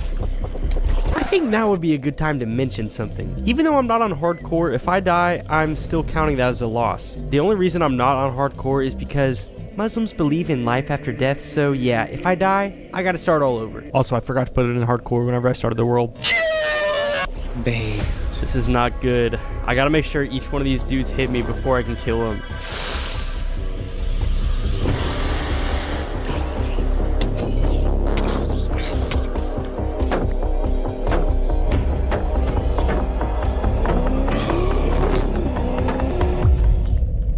Haha. Okay, believe it or not, it's almost time for the next prayer. So this is actually so annoying. And this is why you shouldn't be violent or mean to people, because then they have to do stuff to you. I literally just have to stop everything I'm doing. I have to always watch the clock. It's literally like 2.5 minutes apart from each other. And the fact that I have to donate all my stuff, like half of it, it's actually so annoying. Okay, I'm officially out of food. Okay, it's time to pray. 1, 2, 3, 9, 10. Okay, I guess we better just try and get some diamonds. While I'm grabbing these diamonds, I just want to reiterate how stressful it is to be keeping track of all these rules. Not only do I have to keep my eye on the clock and plan out what I want to do so that I don't die praying. You should really do the Catholicism challenge. It's really easy. I have a bunch of other stuff I gotta worry about too. I mean, we're already up to like 6 rules, and trust me, there's more where that came from. Okay, I really need some food. While we're here, let's donate half of everything we got. Oh, that hurts. 17 diamonds donated to charity. Oh! Oof. Okay, we're almost at full diamond. That's pretty good for like day 1. Ooh, a ruined portal. You should have made the armor first. See what's in this chest. Up. Be careful, man. As to the thief, male or female, cut off his or her hands, a punishment by way of example from Allah for their crime. So yeah, we're not allowed to loot anything from any structures. Not villages, not ruined portals, not anything. We're not allowed to take anything. Unless we want to get our hands chopped off. Sharpness 5? Oh my gosh. Why do the chests look like that whenever I can't get stuff? Alright, man, let's get some more of these diamonds. Brother. Oh my gosh, I almost just died. 3, 4, 5. Okay, we are now full diamond. I think it's time to go to the nether. Ooh, lava pool, yes. Bro, more diamonds. Dude, this might be like the craziest diamond luck I've ever had on any world. And you're gonna need it. Alright, let's see if this spawn is any good. Before we go to the nether, let me explain a couple of things that'll be difficult for us in here. First of all, the praying. Since we have to rinse ourselves off 3 times with water before we pray, how are we going to do this in the nether? Well, we're going to use a cauldron to house the water. We'll have to place it down, place the water, then jump in and out of it 3 times in order for the prayer to count. The other thing is that we have to get at least 12 blaze rods because we'll have to be donating half of them. So just as a reminder, while in the nether, we'll have to pray 5 times per Minecraft day. We'll have to donate half of all the resources. We have to let each mob we kill hit us first, and we won't be able to retreat from any battle we get into. Simple, right? Yeah. Oh my gosh, dude, look, it's a fortress right there. Yes, okay. Dude, this is actually so lucky. That is 1, really 2, 3, 9, 10. Okay, so that method will work. Okay, so we don't have to pray until tomorrow morning now. So we have like 7.5 minutes. Okay, I need this blaze to hit me. Come on, hit me. Okay, yep. Come here, Buster. Oh my gosh, already 1 rod. Come on, hit me, hit me, hit me. Oh my, dude, I'm actually Dream. Okay, I have to be really conservative with food. Okay, we have about 6.5 minutes until the next prayer. Oh, come on, hit me, hit me, hit me, hit me, hit me. Oh my, dude, I'm actually Dream. Okay, we have 6 minutes. Come on, hit me, hit me, hit me. Okay, we are So not lucky you looking got good full in terms of fucking diamond. food. Oh my gosh. There's so many. Hit me, hit me, hit me. What food is that in your inventory? Is that a grilled pork chop in Minecraft?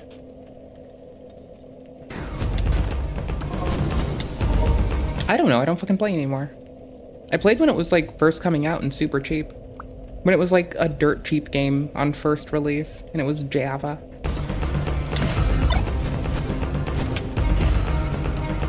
I got it for myself. I got it for my bestie. I got it for someone I was dating at the time. As well. Yeah, it was really fun. And it was like dirt cheap back I like then. Minecraft. Minecraft is fun. I last played when I was playing with some of the gals from like a mental health community, and then some person came in and tried to be inappropriate and weird. Like how Okay, dude, inappropriate? Like I'm out of creepy, food. or Am I? Trying to isolate people and coerce them into behaviors. Oh. Shield is on. I'm about to head out. Okay, we got about 1 minute, and it looks like we have to fight these guys. Should I go down there and get that? Oh gosh. That. Oh, 10 seconds until the prayer. Make sure we're facing north. Rinse ourselves 3 times. 2, 3, 9, 10. Yeah, if I get into another fight, I'm cooked. I need to go get some more food.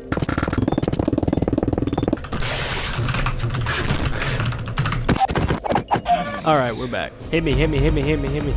Okay. Okay, we theoretically have enough. I want to get 1 more just for safety. That was so annoying. I'm out of literally everything. I'm out of blocks. I'm out of food. I'm out of actually just everything. Okay, now that we're out of the nether, we need to discuss the remainder of the challenge rules. And yes, there are more than 1. I just couldn't fit it on this map thing. Okay, the first, no potions. This is because of the Sharia law of no alcohol. Well, I mean, Catholicism and Christianity would also get you there too for 1. The second is no enchantments. This is because of the Sharia law for no practicing black magic. Boom. The third rule has to do with the Ender Dragon. Because the concept of time and the position of the sun don't exist in the end, I'm going to say that we're not allowed to pray. This will make it to where we have to beat the dragon within a time limit of... And no retreating. 7 minutes and 30 seconds, because that's the maximum amount of time between our prayers. The fourth and final rule of the challenge is no breeding, enslaving, or taking advantage of villagers. Speaking of villagers, my plan to get the rest of the ender pearls was to trade with the cleric, so I found a village and started to put my plan. Well, that really didn't happen that well during the fucking transatlantic slave trade. Now did it? Because, the reason why I'm here. A bunch of Muslim nations were selling slaves to everywhere they could. Anyways. And into motion. Okay, let's make a fletching table. Okay. This dude will trade us. I'm sorry that my people didn't liberate you. I apologize. If you could find it in your heart to forgive us, I will keep championing my sweet little island every day. Emeralds for sticks, so that's perfect. Now all we have to do is just get a... Like, the TLDR of this is don't fuck with island people. Don't fuck with Japan. Don't fuck with Ireland. Don't fuck with the fucking, like, don't fuck with any of the islands south of America. Just don't fuck with people. Don't fuck with Hawaii. Like, y'all don't want to know. The fuck no, y'all. That is the last kingdom to submit. And I still feel like submission is a weird fucking way to frame it. Bunch of wood, and then we have... Doc the bounty hunter's cleaning up meth heads there. I think it's taking care of itself. To donate half of it, and then we can trade with the villagers. Is he still doing the bounty hunter shit? I don't fucking know. Is he still married? Is he still like... His wife died. I don't know. Oh shit. My heart goes out to the family. Years ago. Oh fuck. Well, that sucks. Supremely. I'd hate to lose a spouse. That would be like horrifying. I mean, you didn't know, but you know, I still think Dog the Bounty Hunter is a pretty good guy. He's funny. I'll give him that. He's funny. He's a very funny haha man. I think he's hilarious, honestly. Like forever to get enough like emeralds for ender pearls.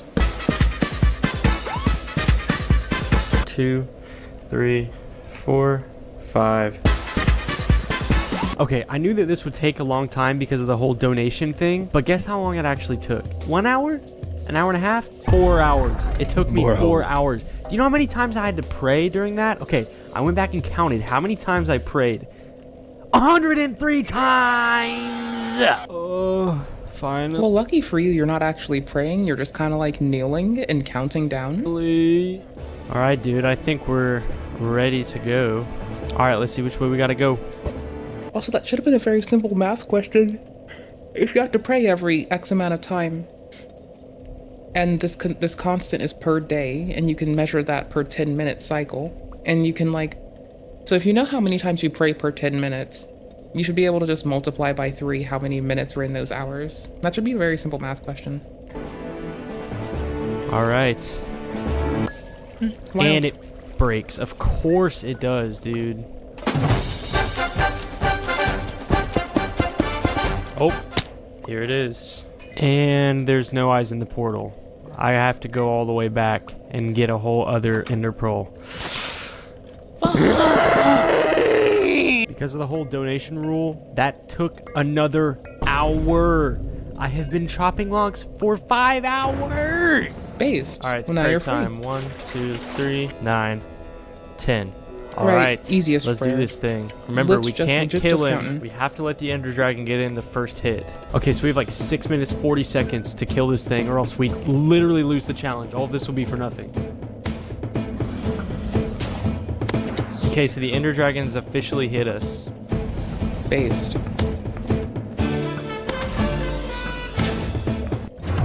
Ooh, oh no, no, no. Keep it legitsies, bro. Okay, so we can't run away from this fight. Oh gosh. Clever, bro. Okay, I have 4 minutes left. Oh. Come on. Oh, dude, I'm going crazy with bro. these bow shots right now. I'm like not missing. As I was bowing down the Ender Dragon, I thought of all the diamonds I had to donate, of all the prayers I had to take, of all the mobs I didn't even want to fight, but I had to. And most importantly, I thought, when the day comes for my Minecraft character to die, will he be with Allah? I landed the last hit on the Ender Dragon with just a few seconds left to spare and hopped into the portal. I had done it. Bruh. I beat Minecraft without breaking any of the rules of Islam. But then I saw something. Wait a second. Who are we? Once we were called the Spirit of the Mountain. Wait. Then gods. Wait, these things are gods? But I can't have any other god over Allah. That means it's impossible. No!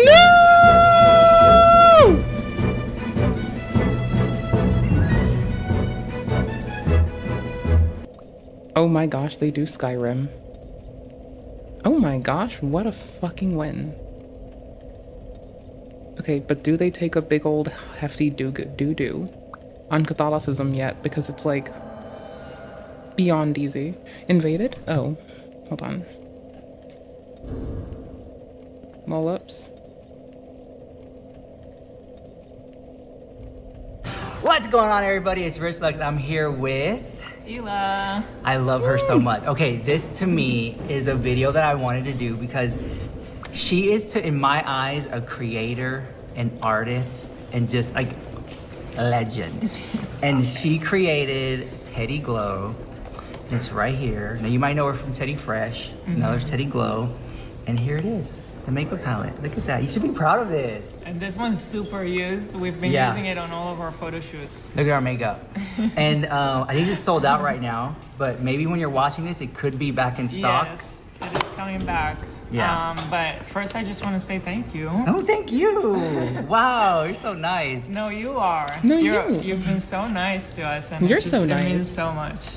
Really? Yeah. I don't know. I just feel like H3 family is like, it's just a part of internet history, internet culture, you know? And then like, you've been there all the way. Yeah. Like, we've seen the ups and the downs of internet life, you know? Yes.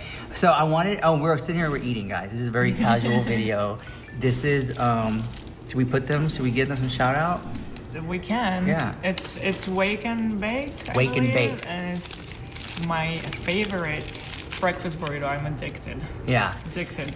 I'm telling you, she got on her phone. It took like an hour to get here, and it's warm and it's like badass. And they only open for like just the morning, apparently. Wake and Bake. They close at 1, and if I miss out, I'm so sad. Okay, so let me see. Let me try Wake and Bake. Hold on. Try it. And then we're gonna talk makeup. I can't so believe you guys, it's if you called love Wake and makeup, Bake. That's bananas. you This love. is my favorite thing, and it has this little jalapenos. Okay. I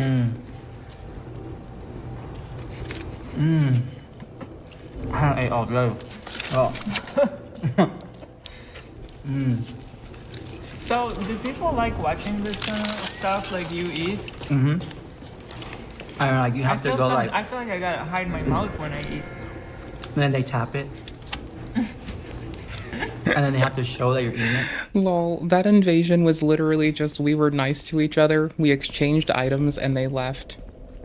Lol. Bro, this is invasion sometimes. Like, people are really fucking sweet. Like, I just can't do it unless somebody's a dickhead either. Like, I will give them the first blow half the fucking time. Like, I don't give a fuck. People are, and then people just treat you how you treat them for some reason. Not to generalize Souls players as a group, because we're all individuals, but like, y'all, that is some shit. She even like makes sure that she is covering her mouth while chewing fashionably.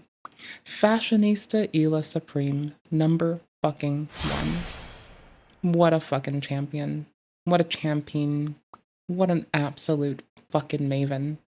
What a fucking hero. Hero to the people, brother. I really just when I eat. And that's old school mukbanging. It's like tapping it, showing it. Anyway, this was good. Come on, Wake and Bake. Okay, so. Elton. Okay, ceiling. Okay, ceiling. Sorry, guys. Okay. So back to the makeup, right? This crown So is when I divine. first got these, I was shocked at how heavy it is. It's not like, girl, there's no hocus pocus, baby. And it's an Italian formula, right? Or made in Italy? Yes, it's made in Italy. They make good makeup. And so when you put it on, it just I like my Swedish skincare stuff. drives itself and it's easy to play with. Easy. Everybody wants Korean beauty products. Sweden also goes hard. Korea kills it for sunscreen filters, especially. Like, there is so much accolade I have to their equivalent to the FDA. However, The blend, and there's crushed pearl. It's insane. So how did you come up with the color story? I wanted to make a fun palette, so it's all like shades that I love and would want to use. I didn't want to skip any of it because like I have so many where I'll just like one shade in a whole palette. Yeah. So I just picked all of my favorites, and we went through a lot of versions of them giving us submissions, and it's like it's not vibrant enough. It's not, you know, the texture is not good enough. Like it was a process. And you learned a lot about the beauty world. And it's like a whole language too. The way you talk to the factory or the manufacturer. What is the word actually? Do you call them vendor or do you call it? No, because you're dealing with the lab. Yeah, lab. See, there's a language. You're dealing with the lab. To the beauty world. And then some people who actually care, they have to go to the lab, they'll test it out, or they'll get shipped samples to try out. Honestly, I wanted to go to Italy so bad, but I didn't get to go. Oh, yeah, so you can play with these. So they ship these to you. I can make a trip there. And there's labs here in the US, but certain labs make the best things. And a lot of it, like for like wooden pencils. Well, lab per product, right? Like you may want to hit up a specific place for a specific way that they formulate, maintain, or the standards that they keep. There's a myriad of reasons to bounce. It can get pretty dope. Yeah, I'm not a beauty person, even here in America. This applies to skincare shit. add to this. This totally applies to skincare shit too. And medication, if you want to be general, but like that might be like certain vendors of certain medications might have a proclivity to use certain fillers, which you might have allergies to, some may not. So you need to be cautious and talk to your doctor if you notice a difference in formulation that you get from like a pharmacy, because your doctor might have a goal in mind and then the pharmacy doesn't give a fuck or know. And so they might have to be very specific about how they phrase things to the pharmacy, for instance. Like it applies in a myriad of things. It's like, do you think that Burger King fries and McDonald's fries taste the same, basically, but on a different scale, you know? And stuff like that. So it's very different. It's a whole other world. And that's why when I found out you did that, I was like, that's a lot to chew. And then same you get with into the eyeliner. We went with. Can I do it? We went with. Can I do it? Can I do it? A lab. Yeah. That is really good with that specific eyeliner and. Now watch, I'm gonna wait 10 seconds, 15 seconds, and I'm gonna rub it. It's not gonna come off, watch. So yeah, you're talking about, so you're thinking like, damn, I'm dealing with all these different labs. I like that pin's tip. And then you're waiting on emails and confirmations, and then they wanna know like, well, how many are you gonna buy? That's 5 million? Oh, no, you only buy 10 million? And it's like, oh my 15 God. seconds is up. So that's the hard part is the minimums are so 15 seconds is up. You got cut off. Especially with makeup where you want to customize things. If you want to customize the package or the formula, the minimum. Because like sometimes you could just go to like a white label store where like sometimes you can buy like pre-formulated product, and a lot of influencers will do this. It's where you can buy like a product that's already been tested, evaluated, and has like a consumer base, but it has like no label on it. And then some people just like pay for those in bulk or when needed, and then they'll just ship you whatever label they slap on as well. Get high, so it was very challenging to find people that would still take us, even though we want to go for the smallest minimums because we're new. Yeah. Well, no. Let me tell you, a lot of people do that. Yeah. Because here's the real tea, which you may not even know this. When I go to Sephora and I'm looking for a palette, it's always sold out. So, but it's not really sold out because they're just stocking 3 for that whole entire store, and then 3 for the next store down the street. It's not like the store would have 100, 200, 300 for each store, and so they do that, and it drives this FOMO, and so a lot of brands I would say practically all the brands are doing that. They'll do the what you call minimum purchase order, and they have to like fulfill ship it 2 in or batches? 3. Yeah, and they'll do 2 or 3 per store.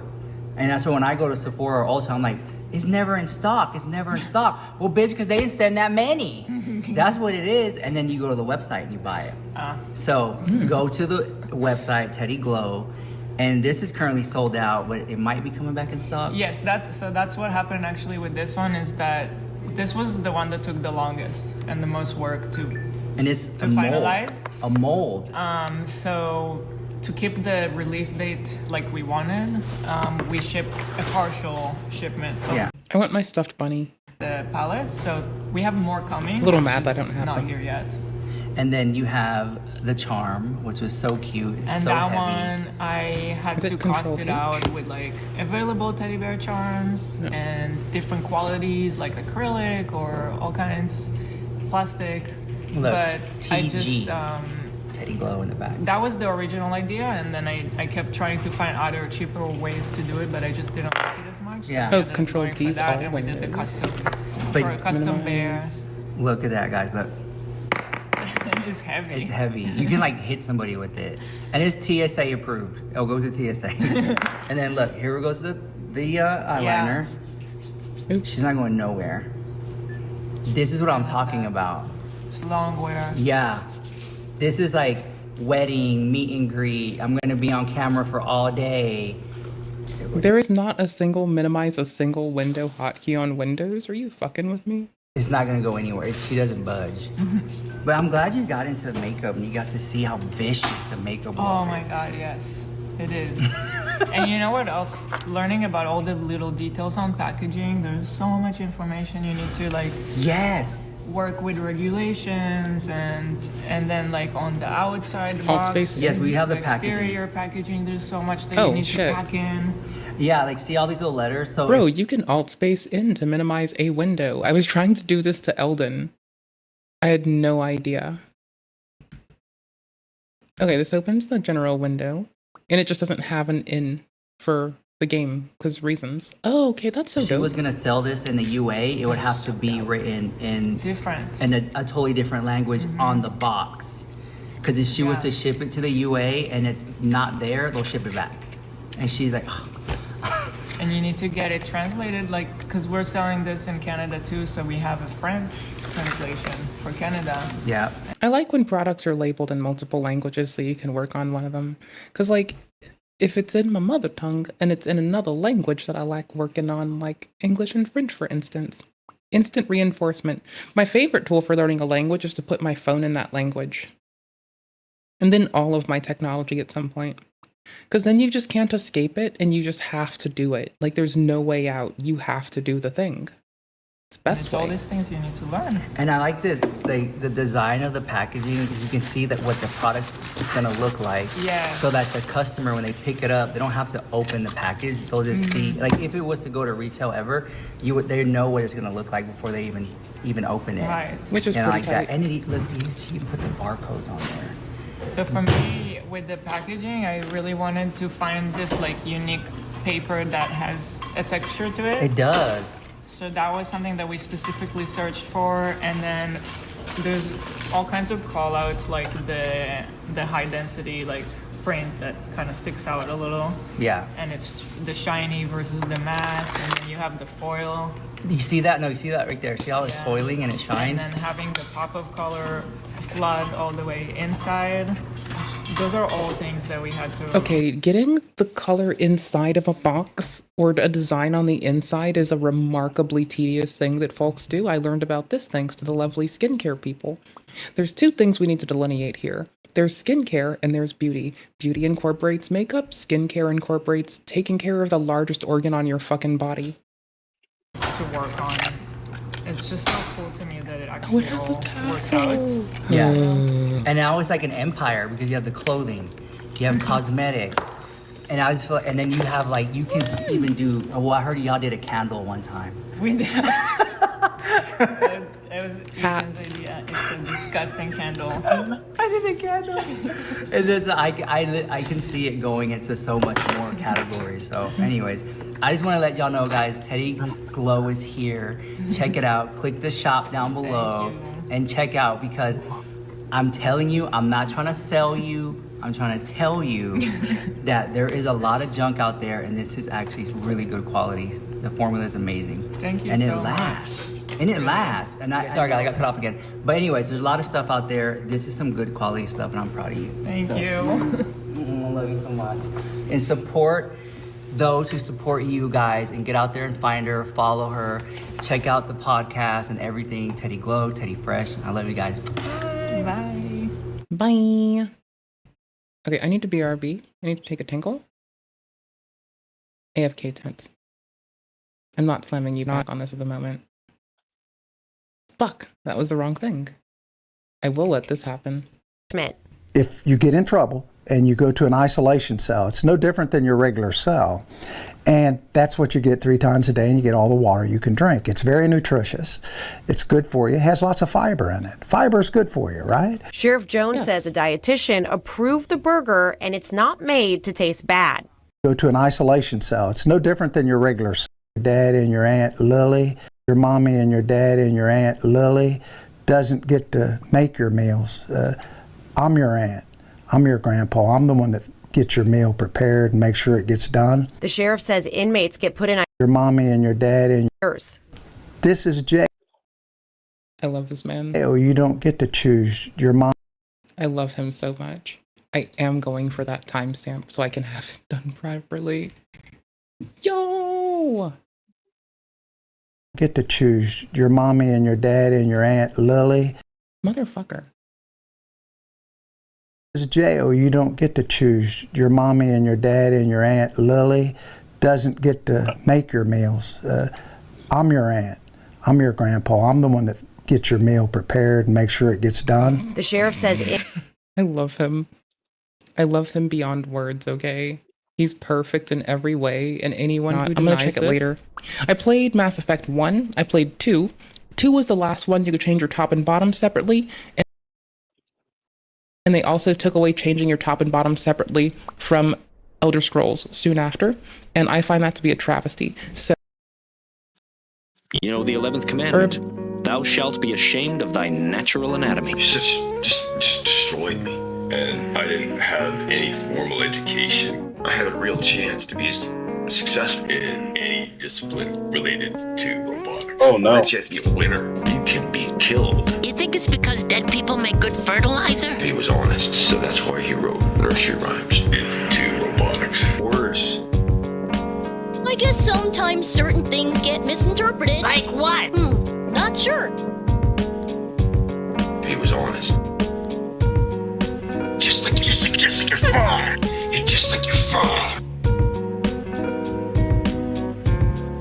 I was a software guy that built full stack application in many different languages. I just have to be a winner. I just have to be a winner. Be a winner. What do the words mean? Be a winner. These words rule your life. Front end, back end, rule, database, your life, architecture, your life, database. Because with the meaning of these words, you can be locked up until you die. Server communications. And then I branched into software testing. I branched into mobile. I branched into mobile development. You can be happily Oh, I just make that. Wow, that's so fucking funny. I wanted my dad to help me build a fighting robot back in 2017. Doing the things that help you to get along with everybody around you, and you can feed yourself and house yourself, and mobile, happily bumbling along, doing. Why don't you cry to your mommy about all this? Because my mom's dead and dumb. I love my mother. I hate my mother. I love my mother. I hate my mother. I love my mother. I hate my mother. I love my mother. I do. She was a good and honorable. I love my mother. I hate my mother. She was a good, honest, honorable, loyal, responsible. Don't look at me like that. I'm very responsible. I love my mother. I hate my mother. I hate fun, decent, intelligent, creative, hard-working woman. I hate my mother, but I never had any professional training or experience, but I did build my own.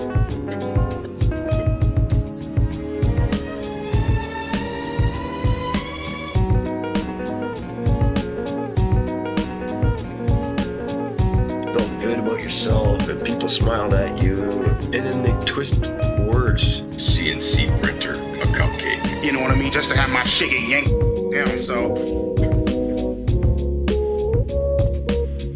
Humpty Dumpty. Lewis Carroll had important things to say, but he lived in a world where Buck kick his door down and drag him away in handcuffs. so we'll see how long this motherfucking shit lasts. To a mental institution if he was honest. So that's why he wrote nursery rhymes. I hate my mother.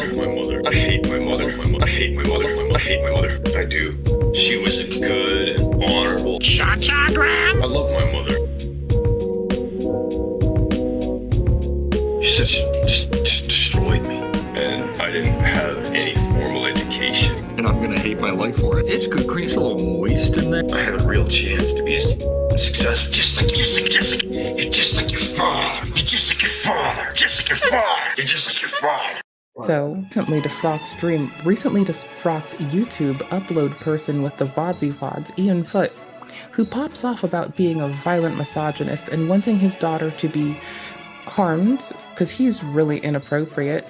And also, he tries to excuse dropping anti-Semitic shit. He's a butt munch with the way he chooses to treat others. He could choose to do otherwise. That would be nice. I wish he would choose to be kinder. I'd always pop off in his comments and be like, I appreciate the Ian growth arc. I appreciate watching Ian grow. I have to start from the bottom, now we're here. Okay, fine. Dramatic Ian Rian. Okay, can I get my Ian mood on? How do I do that? Like, how do I get an Ian vibe on, honey? I got this. Hold on. I need to sound like Based Man at the core. Okay. I'll change the track. There's a more appropriate one for this. Hold on. With love and respect, let's get our shit together.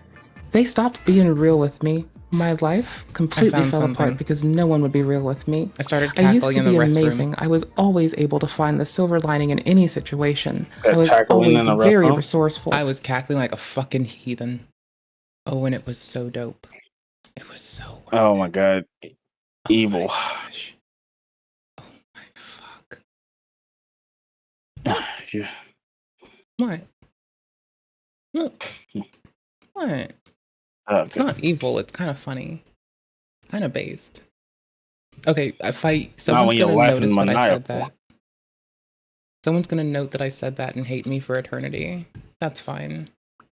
Alright, it's too hot in here. Let me turn off the heat. It's getting hot in here. Best to take my clothes off.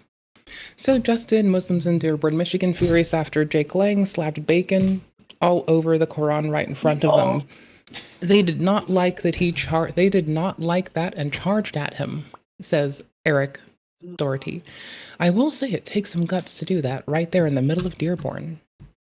Again, says Eric. I'm not saying it, Eric said it.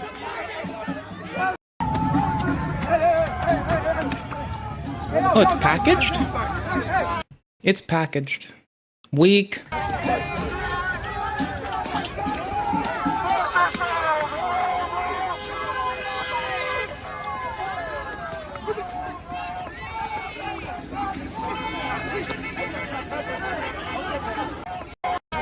What?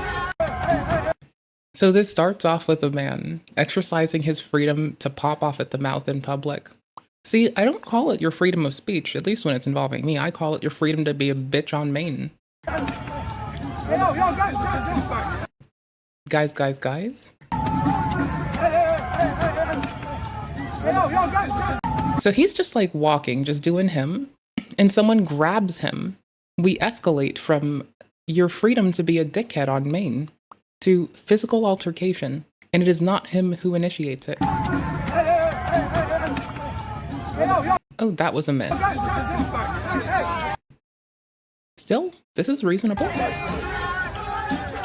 This is fine. And immediately it becomes remarkably inappropriate. Someone lock this man with the red hat the fuck up.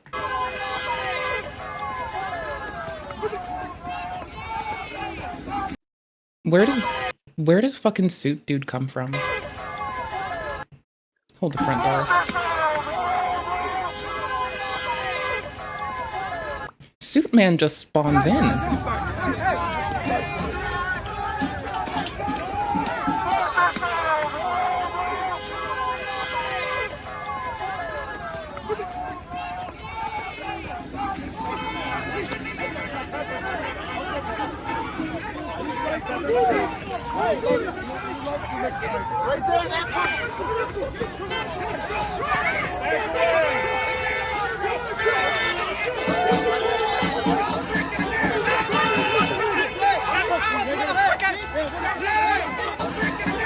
Is Red Hat Man getting excoriated by everyone?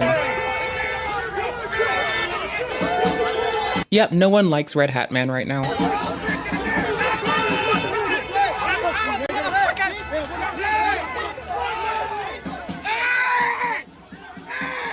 United we stand! Divided we fall!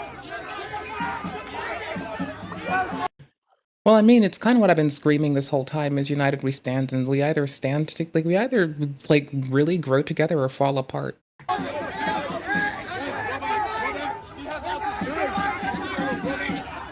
Why do you have a fucking tooth cleaning thing? Bro, you're in public, stop cleaning your teeth. Go inside your house.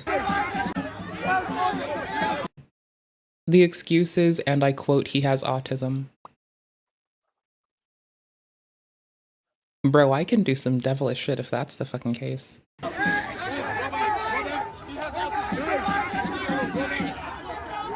Wait, where is this happening at? Dearborg. Tennessee? Huh? Well, like, what state? Tennessee? Dearborg, Michigan. And I never ran from the light, but now I'm just... Motherfucker. No, you passed me, stop. Present me, keep popping off. You can see this, right? You should be able to. It's big and on my screen, and I'm sharing it with you right now. Hey, yo, guys. He's slapping his meat against the Quran. He's slapping bacon against it. But he's just like being a dickhead in public. That's fine. You can be a dickhead in public. It's just like Red Hat Man comes from behind him and does some wild shit. And you can see at this moment, someone's already trying to hold Red Hat Man back. Red hat, black hoodie, white pants. Looks like he's wearing his wife's Uggs. And boom. This is when it went too far. This man should be in jail. Like, someone should jail this man right the fuck now. If this Red Hat Man isn't in jail for doing a double assault, we have more problems we need to get to than someone beating their meat against the Quran.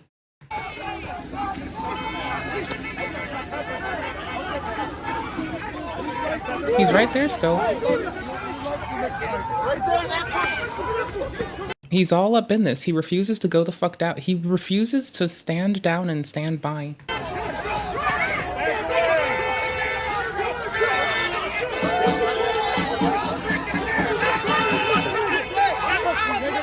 Oh, I mean, it's not about race or religion, you goobers. However, you can't make that attestation.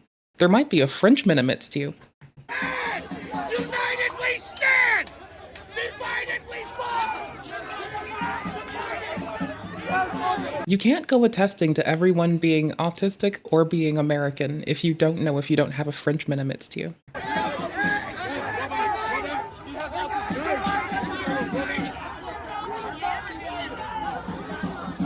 I'm gonna be back later. I gotta prepare food for her to cook. Have fun. Good job with prep work. Just gonna watch on my phone. Have fun I being always a goober. do. Do whatever you're comfy with. I'm not a goober. I'm a gooner. That's the problem. Stop gooning. Find Jesus. Bye. I was laughing in my restroom while this happened, okay? I was on my phone. I saw a notification on the twatters. And I need to timestamp this, I guess, huh? We went from cute makeup shits to holy fuck. But like, I don't know, bro. That one dude needs to get jailed for his reprehensible behavior of striking a man. He was just beating his meat in public, but not in the inappropriate way, so it's actually fine. What us, ladies and gentlemen, how's it going? I have to start the video off with Hindi because, to be fair, I want to hit every language market I can. Simply because I think today's video is important. You might be like, well, another Windows 11 video? What happened this time? You know, I'm convinced somewhere in Microsoft there is an intention of committing Japanese ritual seppuku every time they talk about AI in Windows. Now look, Microsoft Windows had a conference called Ignite, and apparently at Ignite, they ignited some goodwill with the audience, and that goodwill basically came into them pushing artificial intelligence constantly onto Windows 11. Now look, Windows 10 is dead and done and dusted. It's over. Support has ended. Windows 11 is where things are at, and they've kind of accelerated the amount of AI shit faster than I think anybody really expected, okay? It seems like I'm making a lot of videos about this, but... also, Mr. Musk posted that Grok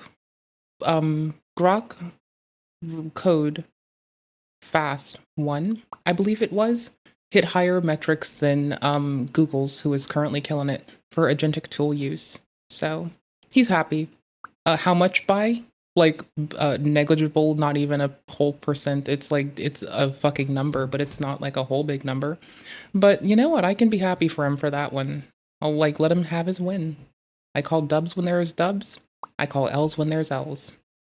Really, it's because there's something new every single week. Now, I whipped out the old Macintosh for this video, ladies and gentlemen, simply because I wanted to use a computer today that is more reflective of the kind of computers that Microsoft wants to target, things with AI processors built into them. Now, imagine the MacBook that I have is not a perfect example, but it's an M4 Max, it's got AI processors, and right over here, ladies and gentlemen, I've got Windows. In fact, I've got all those experimental agentic features enabled. Wait, how'd you get that? I want that. But before we talk about that, ladies and gentlemen... Bro, I'm on beta. No, I'm on dev, I think. Which version are you on? Let's discuss what's new. Now, Microsoft actually plans that in the future, they're going to have the Agent 365, that they're going to be pushing around 1 billion agents in the world, okay? 1 billion little AI buddies that are going to be doing your tasks on the computer for you. Now, similar to the web browsers that I looked at earlier, things like Comet Browser, things like ChatGPT Atlas, which, you know, obviously, I think if you're a total AI bro, sure, but they come with a lot of security implications, and generally, I just don't think the performance is really all the way there. The juice isn't necessarily worth the squeeze. And mind you, I'm not a total anti-AI guy. I run a lot of stuff locally on my system too. I think it is genuinely interesting technology, but I don't ever feel comfortable giving up my information to an off-platform service like ChatGPT, like Google Gemini, even Apple, Microsoft, you name it. If you can run these things locally, great. But I just don't think giving up my personal information, my search queries, my photos, videos, likeness, a lot of this stuff is not really something I consent to when I deal with the big frontier large models. So Microsoft Windows is putting AI agents all in the taskbar.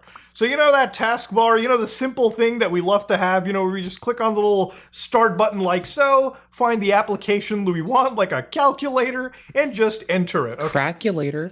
My stepdad would call it a craculator. Okay, no, that's going to be stuff with... And guesstimations, because it does have some rounding errors. Like, often, at least our current implementations seem to oftentimes stick to that. Presumably, an AI agent might be able to fix those, at the cost of a lot more computational power. AI agent. Let's have fun evaporating a fuckload of water vapor so we can keep this shit cool. Ladies and gentlemen. So to give you an idea, we don't really have total access to these things yet, but the idea is you click on the taskbar and you get asked why an analyst agent or a researcher agent. Now, if you click on any of these agents, like a researcher, you can ask them, compare public sentiment with our yada yada yada. So yeah, literally Microsoft is asking, please see what the public thinks about us sticking AI dog shit into our system. I'm sure they probably don't like the result the AI agent brings up, but yeah, all these things are kind of fired up by Copilot, which in turn kind of deals with ChatGPT. So in a lot of ways, you can go to the Copilot button right now, the actual... They're using 04, I believe now. Application fires up, and for this moment in time you can actually communicate with quick responses, GPT-5, or you can search on your systems for local, you know, files and whatnot as of now. So if I ask Copilot, does the public think Windows AI stuff is cool or just bloat? Now, a smart artificial intelligence should at least dig up. Public opinion is split. That's the nicest way Microsoft can put it out there. So according to Windows 11, they've got a preview build, and the way that you can access the AI stuff for now, if you're truly interested, is go to your update check in Windows, go to the Insider program. All you got to do is log in with your actual Windows account, and as long as you're on the developer channel, you should have the well, I should have this exact version they require, which is 26.220.7262. Now, as soon as you get into this, the only thing that you can do right now... For me, I only stream on this computer, so... Oh, shit! There's a new update. Boop! Now is AI features. So if you go to the home option, actually, I believe it might be system, sorry, and you go all the way down to AI components, you can enable experimental agentic features, which what this does now is it creates a second user account that's sort of like an agent's user account. And that account allows the Microsoft AI agent to do tasks for you. Those tasks which should be coming very soon. So for instance, if you're somebody that wants to see what kind of AI actions, if you're in the file browser, yes, even the file browser has AI actions stuffed within it. You can go to those AI actions and ask it to look at an image and blur that with the photos object, erase object with photos, or remove background with MS Paint. So to show you how the AI works, I can right-click on the Moodle, for instance, remove background with paint. So let's drop it in there, and whoa, it did it. It did it actually pretty quickly. And I imagine it actually did this with onboard intelligence, simply because this task wouldn't be terribly difficult to do. And the reason why I got the MacBook out is because it has the AI cores built in. This could probably work on my main NVIDIA GPU, but I don't know if Microsoft is leveraging the GPU, so I'm just going to use the hardware that's most appropriate to this stuff. So in one task, yeah, it's pretty cool for that. Again, the other thing is you can ask Copilot, and I can ask Copilot, who is this man?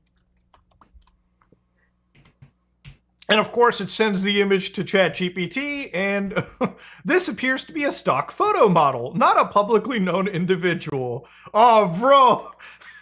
You see that, boys? I fell off. Muda fell off. The AI can't even identify you anymore. Okay, now awesome. So the other features with... What's the minimize things button again? Well, what the fuck? Windows' AI stuff is click to do, which is the big new feature, right? So basically the click to do context is updated with this streamlined design. And what that, I guess, allows you to do is whenever you see a large image, a context... Whatever it is, it's floating. Above everything? And that's why I can't have input? Ooh. I tried to unfloat it. It doesn't love me. Menu will pop up, making it quicker and easier. So when you see a big image, you could ask Microsoft to describe the image, visual search it with Bing, blur the background with photos, and yada, yada, yada. So some of these features can genuinely be helpful. Some of them you may not be a huge fan of. So when you enable experimental agentic features, Microsoft gives you a big-ass warning like, whoa, buddy, when this is on, agents can help you get things done using the new agentic features. But things are still being tested, and they may impact the performance, because you're adding all the extra bloat, and security of your devices. So you might be like, that sounds dangerous, Muda. Well, it kind of is. Remember, the way that these agentic features work is that you're going to go to Copilot, you're going to ask it to do a task on your system, and it's going to... Well, it also works by you signing a contract with them and doing this to allow them to use your data, your visage, and everything you hold dear to help train it for the next iteration. So they're just getting free labor out of you for AI training. And open up a separate little agent that does the task for you. Now, this task can be done in like 5 minutes, 10 minutes, 15 minutes, however long it may take. The goal of it is to look at the mundane shit that you do on a day-to-day basis. Like, for instance, imagine if you took a bunch of photos and they're weirdly like... It would be really funny if we found out that NVIDIA and Microsoft are actually now ran by like an AI agent instead of like what we'd presume. Excuse me? The what now? What we'd presume? Oh, hey, my keys work again. My input seems to work. Hold on. Ah, tits. And it's doing this again. Yeah, no. This is not my input working correctly. Fuck. aspect ratioed. You can ask Microsoft Windows to like send an agent and resize images, or maybe like rotate them to a specific like default value, and Microsoft will just do that in the background while I guess you play anything else that you want. Now the thing is, ultimately, depending on who you are, you may be a big fan of having Windows agents run around. But for now, this appears to be completely optional. For now, that is. Because remember, anything in this entire camp, it's not meant to be optional. It's optional while they're testing it, and then eventually when it's mature enough, then it becomes a required part of your system. So if you're still on the train where you're like, man, I don't want this, look, you can go to Linux, or you can stay here. You got but two what options. About the security shit, boys? You don't have to leave, but you can't stay here. Okay, fine, let's go. So agentic AI has powerful capabilities today, very arguable. For example, it can complete many complex tasks in response to user prompts. So, for instance, as we begin to build agentic capabilities into Windows, our commitment is to introduce robust security and privacy controls that empower users to explore their potential confidently with the support of clear guidance. So what they have is non-repudiation, which is all actions of an agent are observable, meaning at any moment you can just open up the agent and see what the fuck it's doing. If it's making mistakes, you can either intervene or you can just cut it off right there. Then, of course, you've got confidentiality. Agents that collect, aggregate, or otherwise utilize protected data of users meet or exceed the security and privacy standards of the data which they consume. Authorization, users approve all queries for user data as well as actions taken. Now, don't get me wrong, these agents are able to rummage through your computer's files because ultimately that's a permission they need. So that's also something you have to be totally comfortable with. Remember, these agents are going to be working, I would assume, kind of half local on your system, but a big chunk of their capabilities is really only possible through the power of the cloud artificial intelligence, which means there's going to be some cloud of... And if the data center they use gets breached, then your data still gets lost from there instead of them. And they probably have good liability for that. Up there watching your computer even more closely than I think some of you would be comfortable with. And again, look, you could use local stuff, and I have shown local things like browser AI, but the local stuff usually is going to be crappier in terms of how well it operates, simply because you're using smaller models, and again, you're using limited hardware as opposed to fucking GPUs upon GPUs in data centers. So agentic security and privacy principles. So first off, the agents are autonomous entities. They are susceptible to attack in the same ways any other user or software component are. So imagine you've got like a grandpa or grandma, right? And they don't know how to use their computer, so they're like, oh, well, I'm just going to get the agent to do this for me. Now imagine if the agent decides that they're going to do the task for grandma and grandpa because they're an agent, they're supposed to. Now, remember when I told you that there's a lot of bad people out there that are using really intricate techniques, really not that intricate, but intricate enough for Prompt our injection. display here, where they're hiding prompts inside documents, PDF files, images, things that you and I can't see. So these agents, if they are susceptible to these attacks, which they are, they could possibly run something malicious and have something poorly done to your parents, your grandparents, anybody that's falling for this kind of stuff, or even just you. So again, you have to use this with caution. Agents must be able to produce logs outlining their activity. So again, they have to be able to tell exactly what they're doing. Nothing can be skipped. Agents should provide a means to supervise their activities, which means you should be able to, at any point, watch what they're doing, jump in, and yada yada yada. Agents always act under the principle of least privilege and must not be granted permissions or capabilities exceeding that of the initiating users, including administrative rights. And I feel like Microsoft is very heavy talking. Yeah, but it is a single user operating system at its design. So that's a little horrifying because they with like Linux, that's a multi-user operating system by design, right? Like you're used to having differentiating permissions and having like a sole authority for who can delegate routes to things. On Windows, you just expect to be an admin. That's fucking horrifying. About this simply because if these agents are susceptible, they may also be susceptible to run things like ransomware, run elevated programs, and let's say that they do, right? Remember, Microsoft is thinking of security, but hackers also think every single moment how to break that security.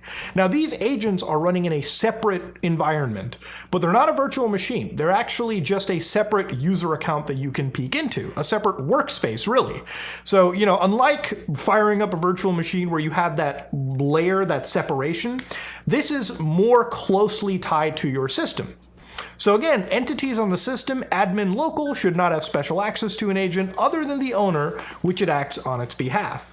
And then, of course, Windows is designed to help agents adhere to Microsoft's commitments for responsibility and AI, which means that obviously if... So it'll work better for like enterprise uses where the user's likely not the admin or has to elevate to admin. That's a little... Microsoft doesn't want you doing something, then they're not going to let the agent do something. So, you know, you can't have the agent go like, you know, I watched this video like a million years ago. It's an adult movie. Could you please find it with these descriptions? Microsoft's not going to allow an agent to look through fucking porn on the internet just for your gooning pleasure. That probably goes against their terms of services. You get what I mean? So keep things halal, keep things kosher, whatever side of the aisle you're on. And yeah, it is what it is. So each time an AI workspace is created, a different agent basically is in charge of that. Similar to how like chat... Keep things kosher law. GPT works when you start like new chats, just creates a new container and everything for you to play around with. And of course, everything's logged, there's traceable paths, yada, yada, yada. And Microsoft says security is not a one-time feature, it's a continuous commitment. So... They know that this shit is creepy. They've admitted this shit is creepy. They admitted this shit can be uncomfortable. So you really have to agree. That's the one thing I can give Microsoft its flowers on for now, is that they at least tell you. They give you toggles and a bunch of warnings now before you enable this shit. You know, the ultimate thing about this, ladies and gentlemen, is that, again, you really have to ask yourself if all of this is really worth the squeeze, right? So again, the actual AI boss for Microsoft goes and says, geez, there's so many cynics. It cracks me up when I hear people call AI underwhelming. It is underwhelming. Well, that's an assessment of their experience with your product, so let's be fair. You're underwhelming. Would you prefer I call you underwhelming? Because I can gladly do that. That's easy, bro. Okay, fine. You and the deliverable you produce is underwhelming to the populace that assesses it. Sorry. You said you didn't want us to call the AI underwhelming. Your implementation and your marketing, your customer outreach, it's all underwhelming. Enjoy. Suck on your own nuts. If you really know. I grew up playing Snake on a Nokia phone. Good for you. I remember. I grew up playing on a Game Boy, but if you tried to like give me that today, I'd probably look at you like, no, I got a Steam Deck, and I'm gonna play Elden Ring on the couch, you fucking heathen. Back in the day when I used to use the telegraph. Okay, the fact that people are unimpressed that we can have a fluent conversation with fluent if it's a hallucinating bit, with a super smart AI that can generate any image, video is mind-blowing to me. Now the thing about it... They hallucinate and they're cordoned into affirming the user to a point where it's dangerous at times and outright fucking silly others. So, you know... Who was I supposed to kill after fucking one dude? Oh, is it really that I only have, like, the, last boss to do? I'm, like, looking around to be, like, sure. It's not being anti-AI. Again, remember, so far in this video, one of the only key AI features that we use for now is the removing the background from Paint, which obviously is kind of a cool feature, I guess, if you're somebody that is really strapped for time. But I mean, hey, if you know how to Photoshop something or rotoscope, or just, you can do that quite easily. You know, if you want to talk about like AI features, remember when we literally a few days ago saw that Microsoft put in that stupid feature where like you can ask the Copilot like, hey, how do I like make the text bigger? Instead of actually making the text bigger, it went through the entire process of telling users how to actually go through the menu. Which again, if you want to make things helpful, you should make the artificial intelligence actually do things for you right there, right at that moment. Sure. What can I do for you? Hey, Copilot, the text is too small on my computer. Can we make it bigger? Can you make it bigger for me? Sure thing. Let's go to the display settings. Right-click on your desktop background, then select Display Settings. Can't you do that for me? I've highlighted the Display Settings option on your desktop. Just click on it, and then in the settings window that opens, you can adjust your text size. I have no arms functioning anymore. Can you click on it for me? I forgot to do this. I can't directly click for you, but But no why? worries. You're supposed to be super smart. I understand the confusion. I'll guide you through it. So In the Microsoft menu- lied. No, it's not about Microsoft lying. Unfortunately, I can't directly interact with your screen to make Are you changes. crippled? But I Bro! Let's adjust the text size. I see the menu. First, click on Display Settings in that menu. I'm just gonna stop it right there because I'll be honest with you, that thing started getting quippy with me. You can actually hear in the voice when it starts getting mad. That's actually I feel actually kind of scared right now. I feel like it just started losing its mind for a minute. Anyways, though, but yeah, that's kind of the Copilot experience today. Now, I'm sure tomorrow, maybe Microsoft's vision of, hey, everything in the operating system can be controlled with the voice. You know, you can just tell the operating system, hey, go on to Microsoft Edge or Google Chrome or Brave and, you know, look up travel destinations for me and put it in a Google document so I can read it later. In fact, email that to me. And I'm sure the agent's going to get really proficient enough where they're going to open up their little workspace, they're going to open up a Brave tab, they're going to look for destinations, and they're going to open up a Google Docs tab and send the information there, and then they're going to email it to you. But it's not that kind of dox. It's just going to dox you because it's going to get a prompt injection attack against it. And it's just going to be told to dox you by Bad Emma Panda. And then you're just fucked. That's what it's going to do. There's probably going to be ways that they do it. But at the end of the day, all right, I don't know if we're really truly going to get there. I don't know how efficient it's really going to be. And you have to ask yourself the question, right? Is burning all those resources and spending however amount of times at the AI and letting the AI pilfer through your information, is it really worth that? You know, and a lot of this stuff is not going to come without some form of a local performance cost. That much we do know. That much even Microsoft knows. So again, if you're somebody that's literally just trying to use Windows to game, do professional work, yada, yada, yada, you now have to deal with extra bloat added to your system when really I think most people want to stray far away from that as much as they reasonably can. Now look, there is an alternative. I would say Linux, but I know that people get tired of just hearing the penguin over and over again. So there are debloat tools, there are all these options still available, but remember, this is an optional feature. All these agentic things are optional on Windows for now. For now. Because down the road, they're gonna, trust me, you're gonna have to either live with this shit or you're gonna have to switch off to a different platform. But yeah, this is where Microsoft is headed. They want the future of Windows to be something that people without arms and legs can use. Even though presently people with arms and legs, without them, are having trouble, increasing the display scaling. But we're getting there, very slowly, but we'll get there. Ladies and gentlemen, if you like what you saw, please like, comment, and subscribe. Just like it, I am out.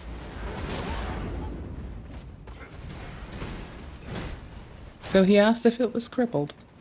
Not nearly as much as it wants to be.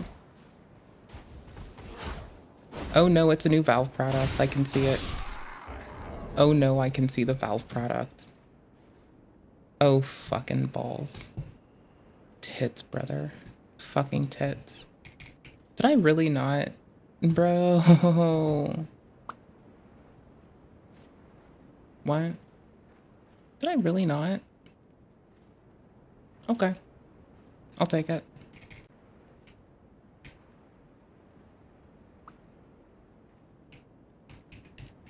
I'm pretty sure I guessed that kind of correctly. We'll see. Valve dropped 3 absolute balls. Valve dropped 3 absolute bombs today. The Steam Frame standalone VR headset, that's going to have to be a separate video. This one focusing on the new Steam Machine, and yes! Because I currently don't give a flying fuck because I have my whole ass computer and a Steam Deck. So I seem to think that, like, I might surpass it in the amount of processing and graphical rendering capabilities as is. So I literally don't give a fuck.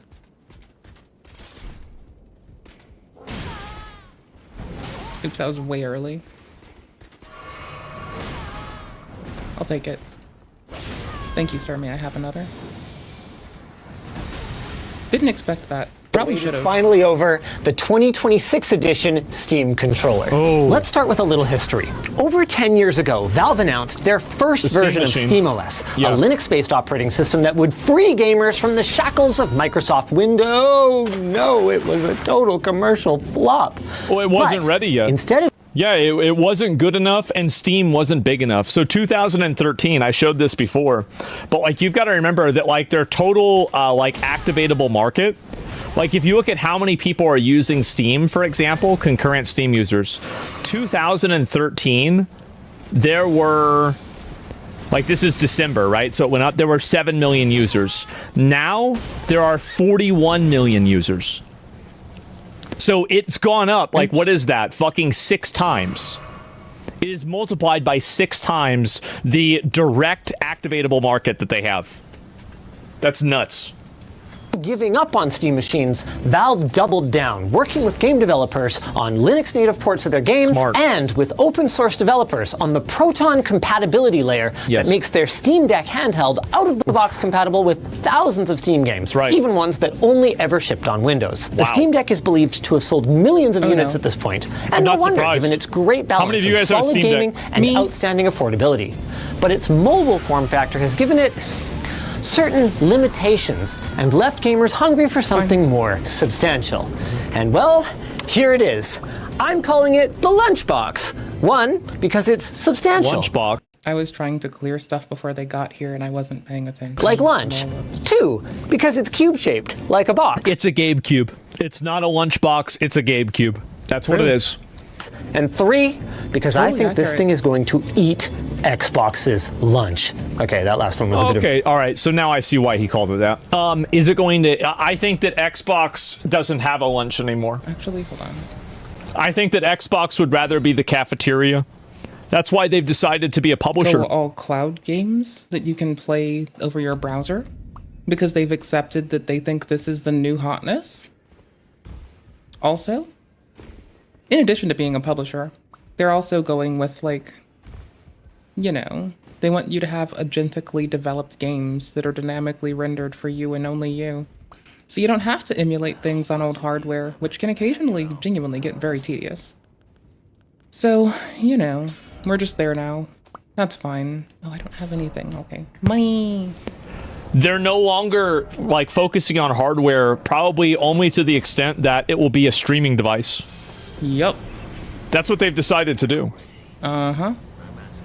Reach. But not as far as I'm reaching for this segue to our sponsor. Hold up, RoveLab is having a sale.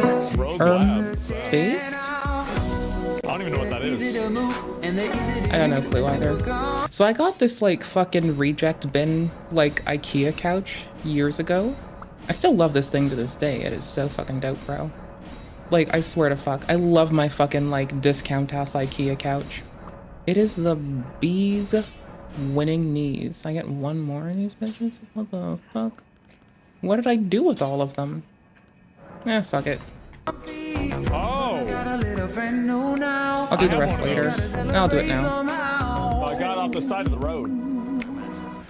Hear that? That's the sound of the holidays coming. Christmas? Because if you spend over $100 at LTTstore.com, you'll get a 1 in 10 chance of winning something big. You can win a pair of Sennheiser HD 550 headphones. I actually need to get one of those. Or if you're really lucky, you may be selected to win a brand new ROG Xbox Ally X. This is fun.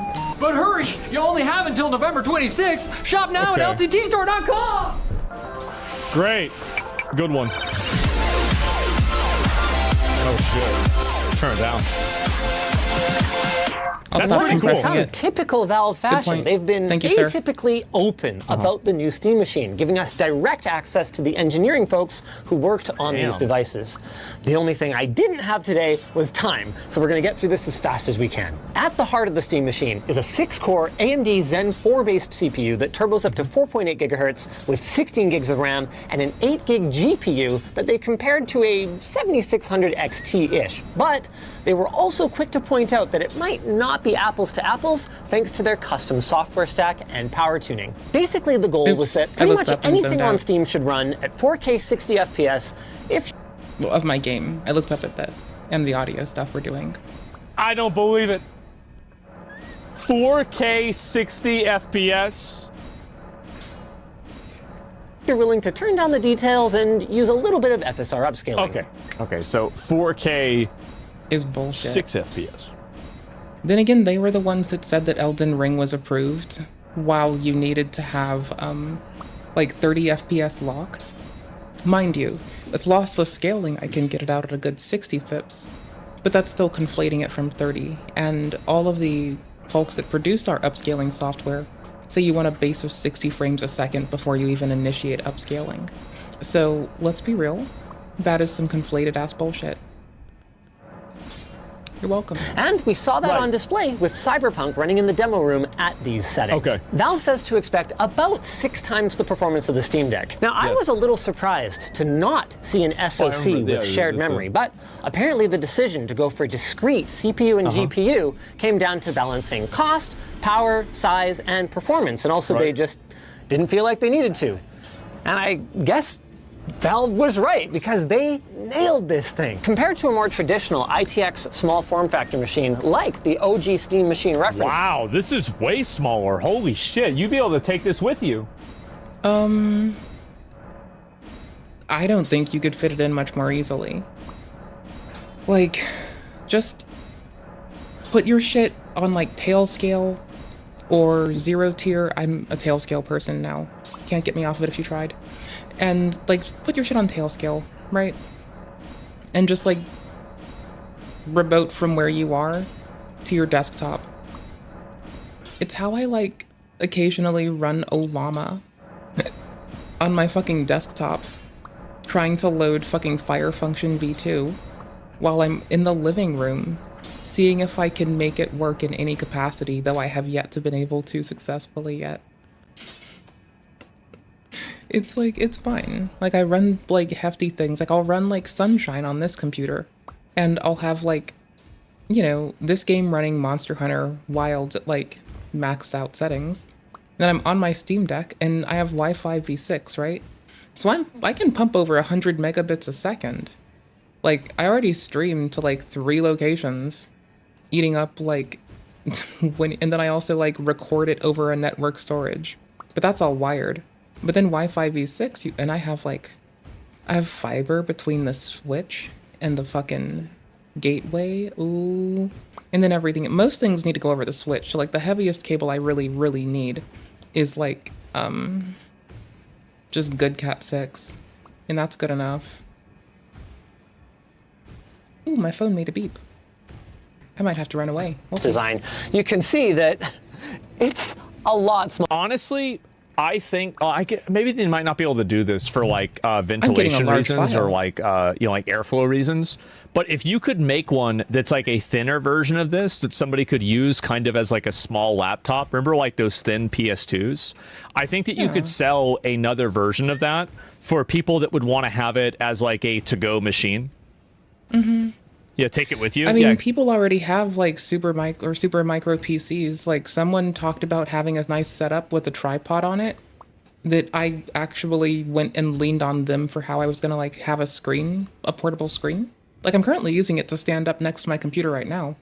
It's where OBS is sitting. I'm not going to move it because if HDR comes out of it, then I'm like, or if DisplayPort over like USB pops out, then it's kind of going to like fuck me. But it's a cute little portable screen. It doesn't need power. It like has a battery. It does need power, but you can charge it. It'll last for hours. So this person had like a 1 cable setup to where they had like 1 cable going into every component. And it was like, okay, cool. So you run what is it? They were powering their screen with the USB-C, which can do DisplayPort and power. They were, let's see, they had to be really particular about their GPU and MOBO for that design build out. Then they also just had like power going to their little compute poot. They're like actual desktop PC with, if I remember correctly, a 20 or a 30 series in it. It's pretty tight. It was really tiny. They fit it in a backpack. I can try to find it. Exactly right. You have a Steam Deck for that? Well, I don't know. I feel like a lot of people probably aren't going to have both. They probably have one or the other. Yeah, like me. Smaller. Spy laptop. Because if you have like a desktop, you kind of don't need to get... If you have a desktop and a Steam Deck, I'd presume you really don't need this. If you have a desktop and anything that can run like Moonlight, so iPhone, an Android phone, a laptop that's underpowered, a tablet, anything. Now, I like support the company if you want to, go for it. I just see ways away from it. Par with a highly integrated design like something like the Framework Desktop. Investment disclosure. Like the Framework Desktop, Valve allows customization of the front panel using these magnetic plates, and they're going to provide the CAD files so you can put whatever your heart desires on here. They even had a machine in the demo room with an e-ink display that was showing system vitals. Pretty darn cool. But unlike that is really cool. I like that. Framework, it has a programmable RGB strip in the front that could be used to personalize your style, or you can make show it a red. progress bar while you switch your TV input and wait for your game to be downloaded. The sky's kind of that's actually really clever. I like that. Limit. The front of the device has a power button, micro SD slot, two USB 3 5 gigabit per second ports. Then the rest of the I/O is in the back, where you'll find two USB 2 Type A ports, a USB-C 10 gigabit per second port, no display port on there. That is worth noting. What? Why am I in this world where I can't move stuff? Gigabit Ethernet, power in for the integrated power supply. Good gravy, this thing is compact. As well. So since there's something like superficially floating on top of everything that is likely a component of Windows that I just can't fucking move. Since this is the case, I'll as an just float Windows I need. HDMI 2.0 and DisplayPort 1.4 port. It is worth noting that HDMI 2.0 port, they have tested it at HDMI 2.1 speeds, but there are a couple of features that are not implemented, so they can't call it HDMI 2.1. Also at the back, we have a large all-in-one cable portable monitor. As a jail, you don't get to choose. Your mommy and your dad and your Aunt Lily doesn't get to make your meals. I'm your aunt. I'm your grandpa. I'm the one that gets your meal prepared and make sure it gets done. The sheriff says inmates get put in isolation for things like fighting, and the burger is an added punishment. If you get in trouble and you go to an isolation cell, it's no different than your regular cell. And that's what you get 3 times a day, and you get all the water you can drink. It's very nutritious. It's good for you. It has lots of fiber in it. Fiber is good for you, right? Sheriff Jones says a dietitian approved the burger, and it's not made to taste bad. It's got many ingredients. It's made with ground turkey, potatoes, carrots. It's got celery. It's got flour. He says the punishment is in not having variety. Jones says inmates can be in isolation for up to 10 days at a time, which means they could eat up to 30 warden burgers. Would you ever eat it for 3 meals a day? Yeah. I'm easy to please on what I eat. What's this on your back? I come from a generation that you eat whatever's in front of you.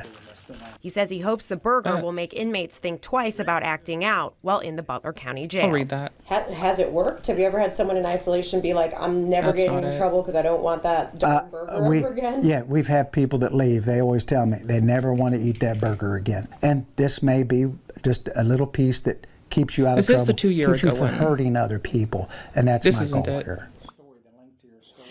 But no, people have been making like portable desktop solutions like for a minute. They just like do, like a lot of them just do builds themselves that are really reasonable and pretty tight.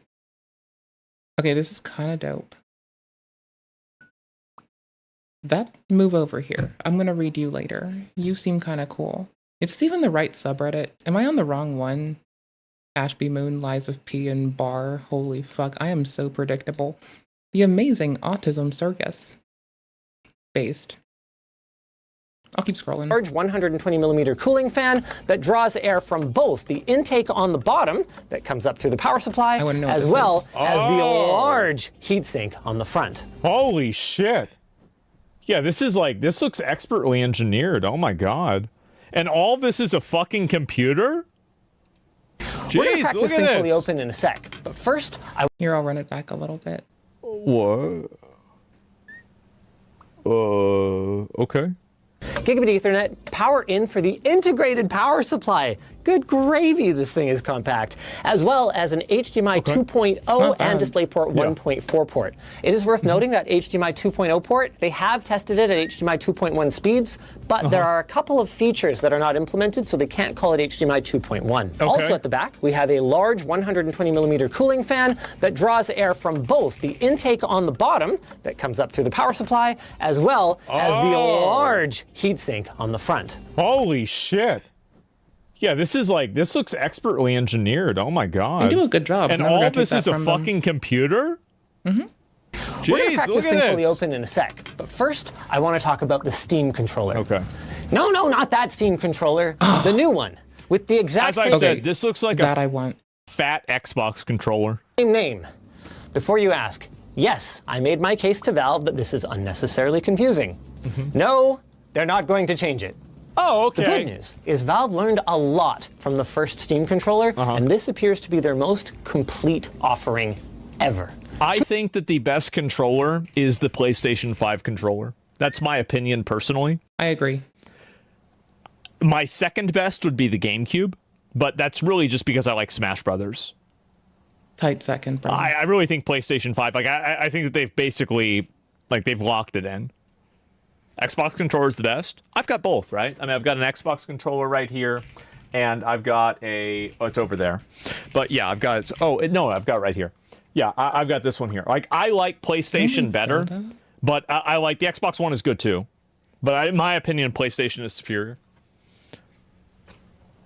To be fair, the original was really cool. I mean, it made non-controller games finally playable from the couch, thanks to their innovative haptic touchpad. They also unlocked novel input schemes with gesture control or like swiping with momentum. But they also turned off a lot of folks due to their deficiency of traditional joysticks.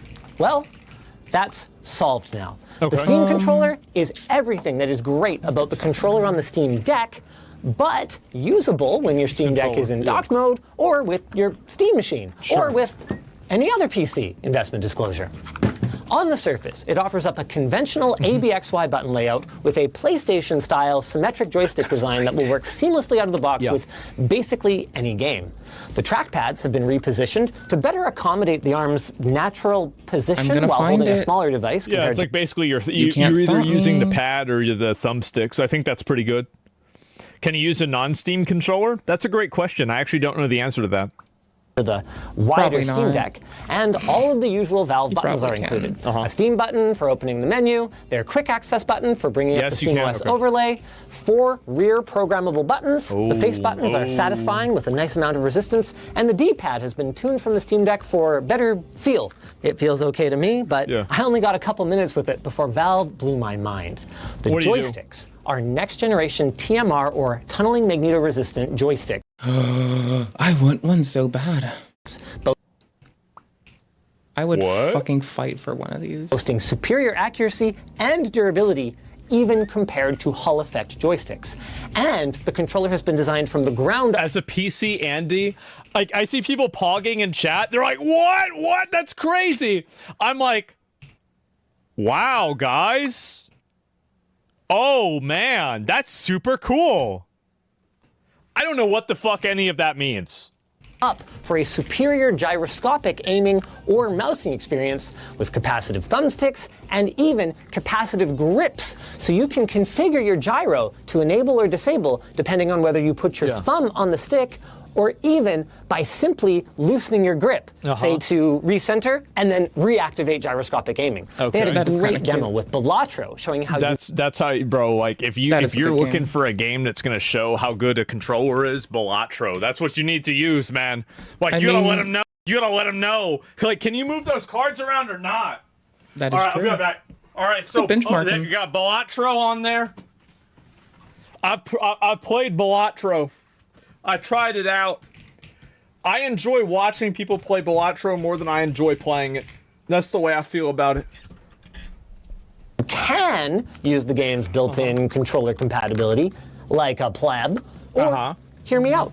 Trackpads with the right for movement and the left one split down the middle for left and right click. Or, hear me out again, gyro mouse using the face buttons for clicks. That's really cool. Because, like, eventually Asus started to sell, like, little tripods for their shit, but someone was on this, like, way before they did that shit, and I'm trying to find them because, like, I didn't go with the same tripod they did. I found my own option that I like. I forgot which one it is, but it's, like, I have another one sitting somewhere. I can go grab it later.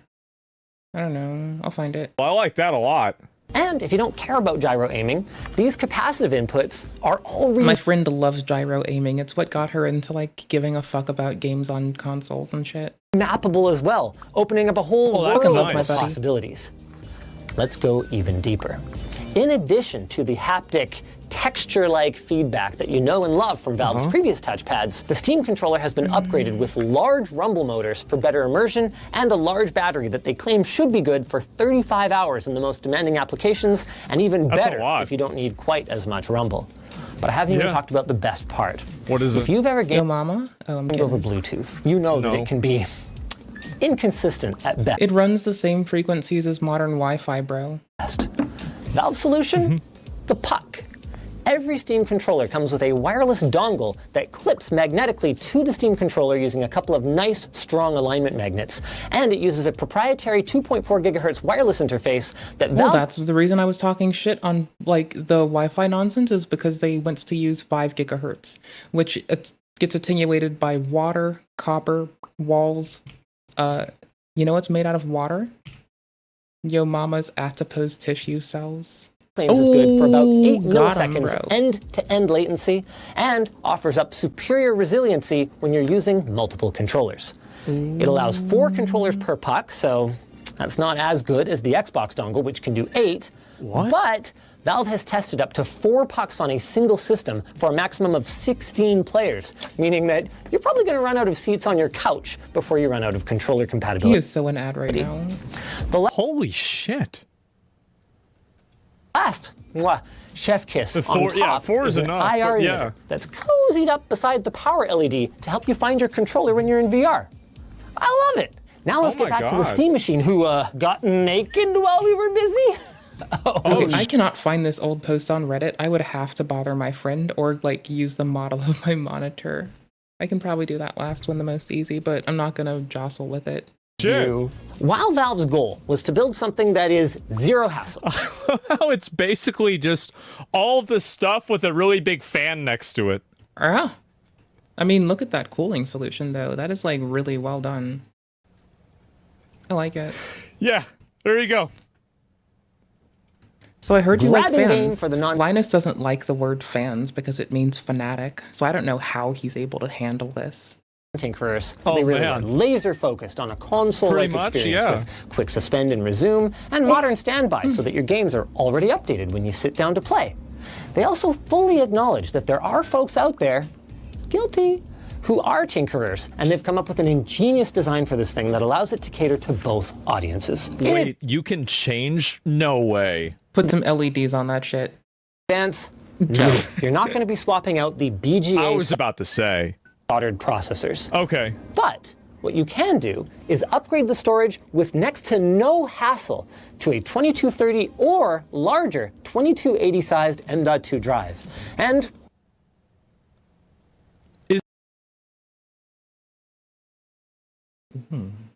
Isn't it crazy how Steam can just achieve a monopoly by just simply making good products?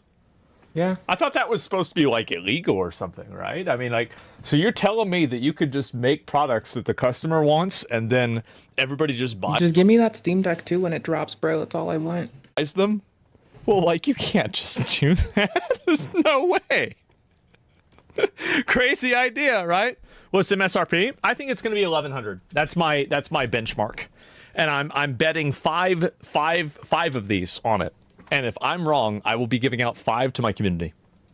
While we couldn't go that deep today, I'm one of the 3% of women who watches you. That the memory uses standard SODIMM slots. Oh, wow. I did not expect that. Finally, while Valve hasn't actually told iFixit that this product is coming yet, they did say that they're hoping to continue their partnership that they've had on the Steam Deck, making replacement parts available for end users. I hate to say this, but like with the amount of things that are upgradable on this, it does make me worried that it's going to be cheaper than what my guess was. I might have to buy 5 of these. But hey, if I'm wrong, that means they're going to be cheaper, right? And so yeah, and awesome. Since we're in here, by the way, there are some really cool details that I'd love to highlight. I think 600. The power supply, for one thing, is fully integrated to the point where it's actually part of the chassis. No way. And the cooling solution pulls air directly through it, which avoids any need for it to have its own fan. All right, wait, let me listen to that again.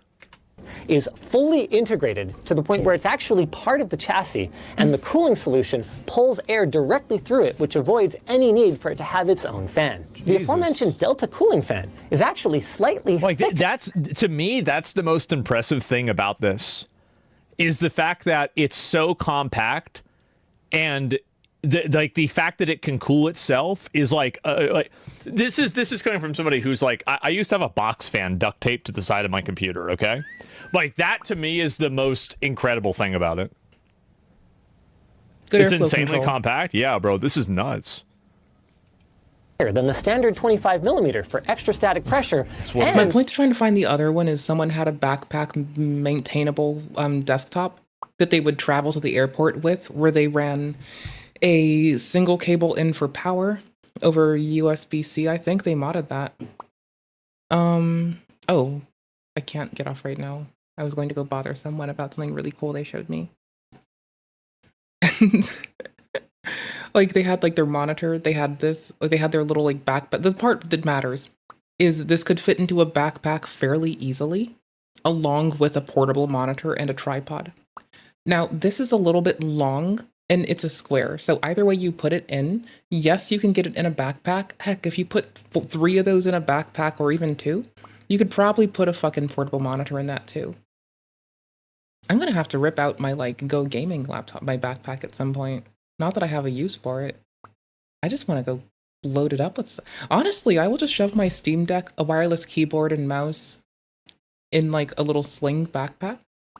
But the shame in that is I can't take like a whole ass portable monitor in it. It includes antenna. It's a little Vera Bradley recycled one. Mounts that are integrated into it, along with I/O mounts. Cool, right? Yeah. Oh, this is actually a great look at the 4 antennas. Getting an image so this on is the the back of the device, where you have your 2 antennas for Wi-Fi 6E.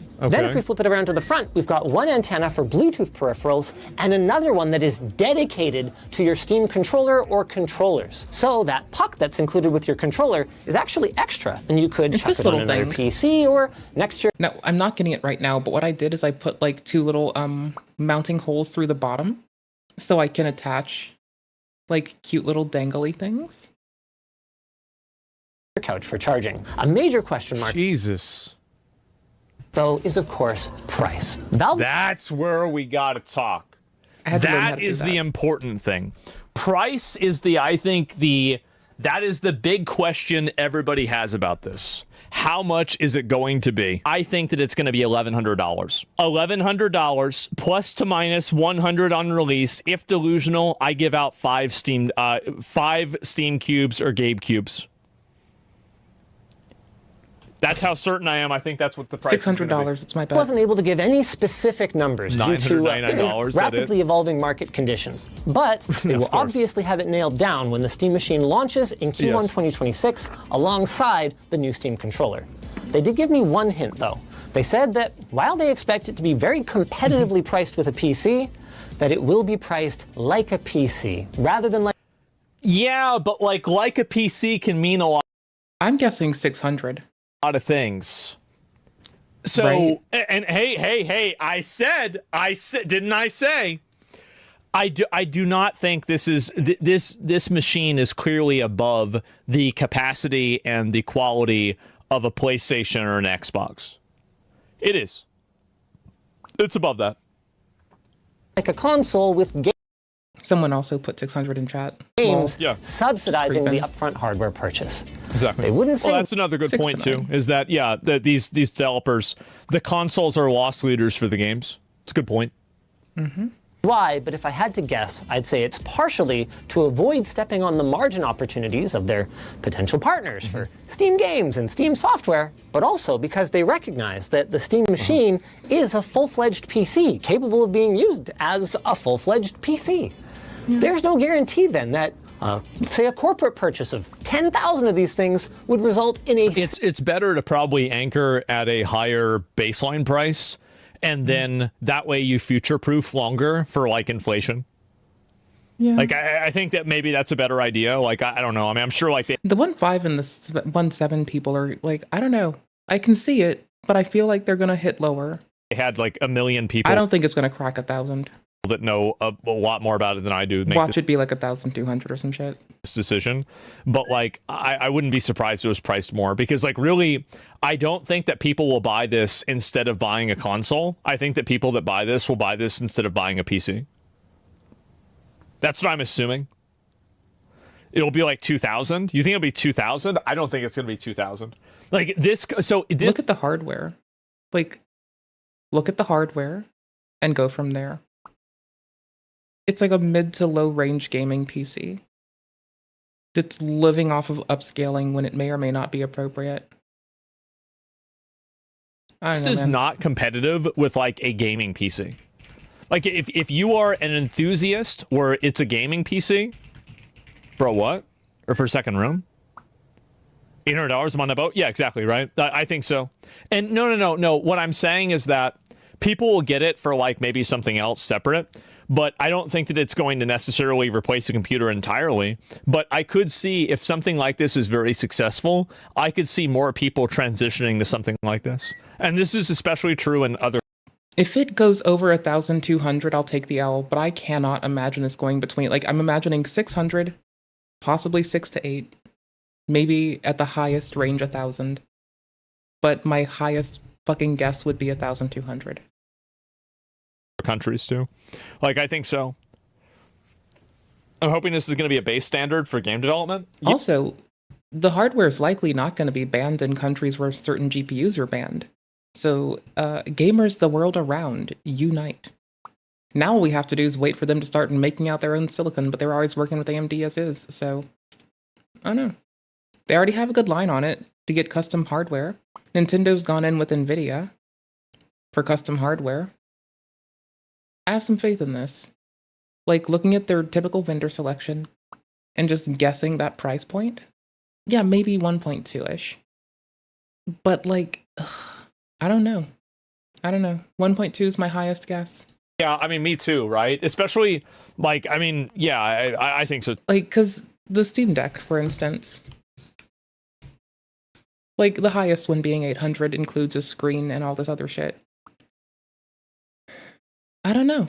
I can't see it going... I just feel like it's going to be placed at a range where the next Steam Deck is going to be even more reasonable. And we're just going to have to accept that early adopters got hit the hardest. Too. It's a nutbox. The performance is around mid-grade laptop. Yeah, exactly.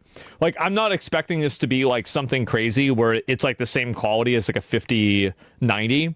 I would say that the quality for this probably would be like a 3080 level, right? Like, if I had to guess, like, I think you're probably going to get that level of graphics. I'm more on the 2080 person side, 20 Ti's. I'm just, and by the way, I'm just totally guessing. 360. But, like, if I had to guess, that's what it would be. Sale. So they really do need to protect... Someone said 6 Steam Decks worth. Now, I feel like early adopters for the Steam Deck and a lot of other Valve's hardware are just going to have to accept that, like, we got hit the hardest, and everyone else is going to flourish off of our initial investment. And that's fine by me. I'm here for it. Sustainability of their hardware business. Another major question mark is, where the heck is standalone SteamOS for custom PC builders? Actually, someone had hardware breakdown in there. Where the heck is an AMD Zen 4 and my RIG Ally is also a Zen 2, so maybe like it's a 3070 give or take. Standalone SteamOS for custom PC builders. Reasonable. It's just not ready. I don't think they have it ready yet, right? We aren't going to get a formal SteamOS release for BYO hardware configurations anytime soon, but Valve has expanded the list of supported third-party devices, and they have supported... I think that... And you can also use Bazite. I'm going to be honest. My Steam Deck runs... It's partitioned up to where a quarter of the disk is Windows. And the rest of it, because I'll just open like VS Code and like YouTube, and I'll do a pop-out window, and I can like keep on and I can keep calm and carry on from wherever, and that's good for me. I can afford to fit like Visual Studio, VS Code, I can look at YouTube. I can like open my same tab groups on it, and I can like prep shit for stream on it while I'm like fucking pecking away at something while in the kitchen making food. Really, like, I mean, Valve is extremely measured in the way that they release products. Yeah. Whenever they release a product, it is like the product, but it will never get released until it is completely locked in to being exactly what they want it to be. And I think there's like a few other old Steam controller has something to say about that. Other companies that do basically that same thing. But in a general sense, that's the reason why. It's kind of like Valve, like Rockstar is like this with video games too, right? Where it's like, you know, Red Dead Redemption comes out, it's generational, but, you know, it doesn't come out every year, right? I mean, like Grand Theft Auto will probably be like that too. And so, like, yeah, it will take a lot of time, but when it comes out, it will be very good. Nintendo as well, sometimes. Nintendo, except with Pokemon. Installing the Steam Deck recovery image on AMD CPU and GPU systems for some time, and recently updated it to support their latest Zen 5 and RDNA 4 architecture processors. So nothing prevents you from building your own Steam machine and installing the software for free. Sure. Though you will miss out on some things.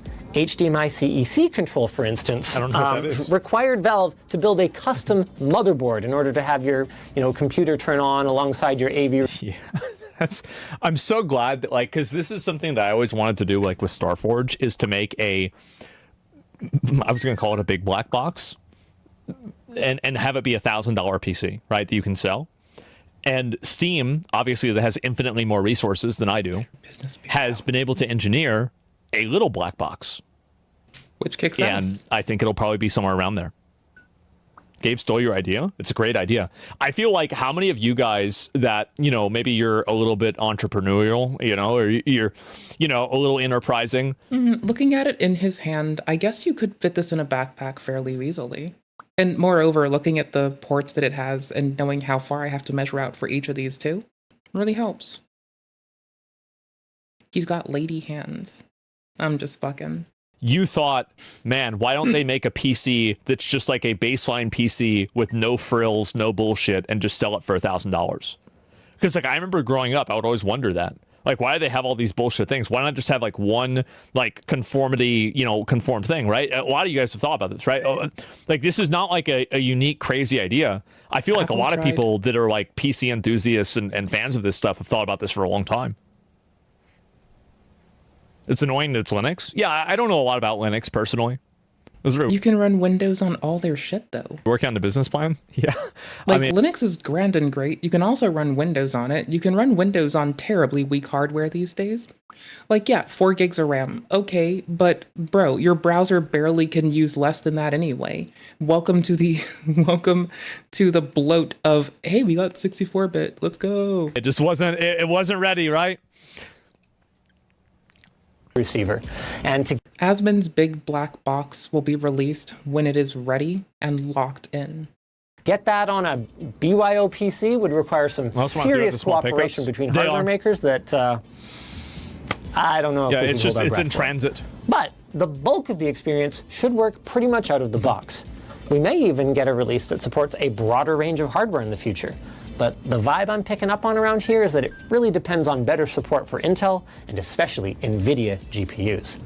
I'm also picking up this vibe to our sponsor. What up? Man. Hey man, I got a new believe in couch and them. I think I need I have some that help. phone. Bro, you know I actually have that phone. Today. Come on, it won't take long. Okay. How do you have that phone? It's like 40 years old. It's an M1 sofa from Rove Lab, babe. Two of the ads. SFF builds. Bro, they got paid well for this. They have 2 of these couch ads in one thing. That's bananas. This is so ridiculous. He's in there for me, and I'm gonna find a way to help him somehow. Was it a Mac market as that? I don't know. I feel like Mac has always been like its own unique thing. Yeah.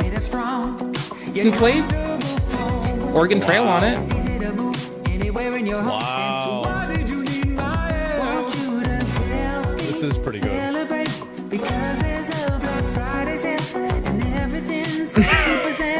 They're adorable, bro. AMD or Intel? I'm fucking dead. I have an AMD processor. I can show you what my computer is. I tried to get through everything, but I only had about 4 hours to get briefed on everything right and filmed, so my apologies. Now, assuming that one's up yet, go check out the video on the Steam Frame VR headset, because it's a game changer, it's a big deal. Please make it clear, please, that this is not a real product. Sorry. Oh, it's so you can see through it. I get it. That makes sense. Yeah, let me go back. I'll look and see. Can I find that real quick at the very end? Oh, yeah, that's like the see-through version of it. What a surprise. Link that. Yeah, what a great video, by the way. This is like, it felt like it was very short, like, and he went through everything. Mudar, the only real product with Linux is anti-cheat games. Yeah, I mean, obviously, like, Linux anti-cheat runs on Linux. Going to be perfect, same as Windows isn't perfect. EAC runs on that. You can just flip a switch, and if they just choose to, as the developer, you can run the same anti-cheat to play Fork Knife on Linux. It's just that you have to have the individual, like, owners of the games buy into it. Like, anti-cheat does work. I've never really used Are we Linux. anti-cheat? I know, like, I've thought about trying it, but I've never really... Like, there's never been a situation where I thought to myself, Windows can't do this, but I want to do this. So I don't really know why I would use Linux, because I feel like Windows has always basically just filled my needs. Like, there's no need for it. Yeah, but I think if you're like an enthusiast, you're into, you know, maybe doing something unique with what your PC is, then maybe I would do it myself. I can show you what my PC is, right? Let me just go ahead and open it up. Yeah, there's my PC. And yeah, we got it right here. And operating system, BIOS, processor, AMD Ryzen processor, memory. Obviously, I have a lot of memory, and I of course have a 5090. As no surprise, I mean, of course, I have a 5090, right? And so yeah, there you go, guys. Series. Small maximize that shit. I want that Blackwell machine. Same CPU as me. No one does. Yeah, best CPU and GPU. Yeah, I've got a good one. Yeah, did a good job. That's the perks. I mean, I do stream. It's like my job. Couldn't afford the RAM, huh? Yeah, I don't know. But yeah, that's where I'm at. As I was watching,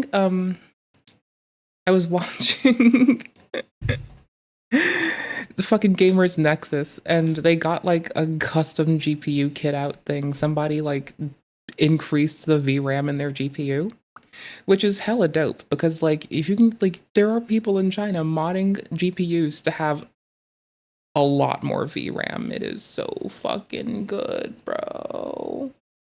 You wish you had money to get a computer that good? Or, sorry, you wish you had money to do that, get a computer that good, back good? Yes, back good for the win. Hold on. I'm gonna link you to the video for this, but we're not gonna watch the whole thing. GPU, NVIDIA says fake news, gaslighting GPU. Is this it? This isn't their whole movie. They made a whole fucking movie. It was like, wait, is this it? This isn't it. What the fuck? I literally watched this earlier today. Did they get it, like, they kept saying in case it gets taken down. 45:17, it was like an hour and something. How long ago did this come out? Ugh. Oh my gosh, how dumb am I? There, the NVIDIA AI GPU black market investigation, smuggling, corruption, and it's 3 months old, holy shit. Well, I finally watched this today, and I was like so blown away by this one beautimous segment.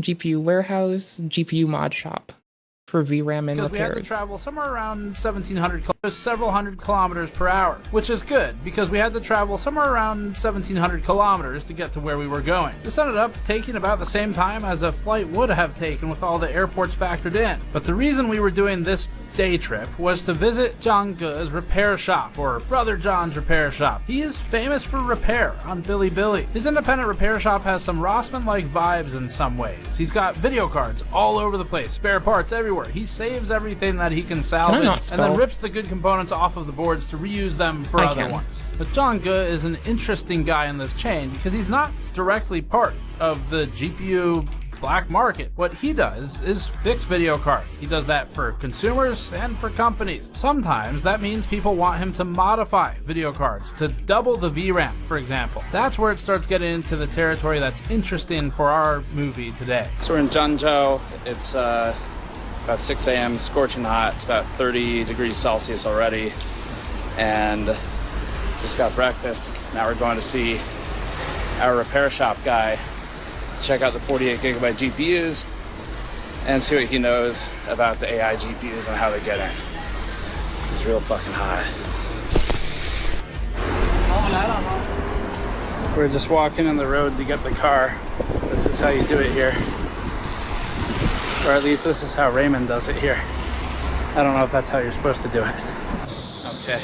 All right, so we are at John's repair shop. He's up there right now working on GPUs. You can see him in the blue vest. We get a pan up there. So we're gonna go in and work with them on counterfeit GPUs and 48 gig 4090s.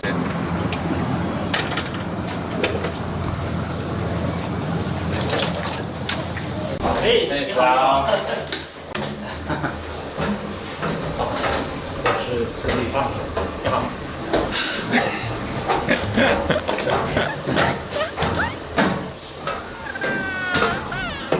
这是 I'm sorry.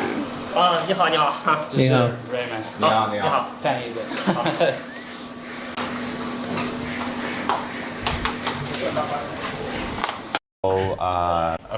所以会常见这个509会。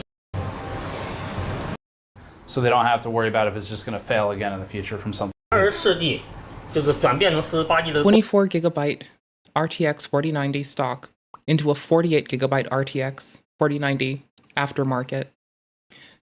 So if you want to do this for corporate infrastructure and you can just double your VRAM, oh bro, you got this, bro.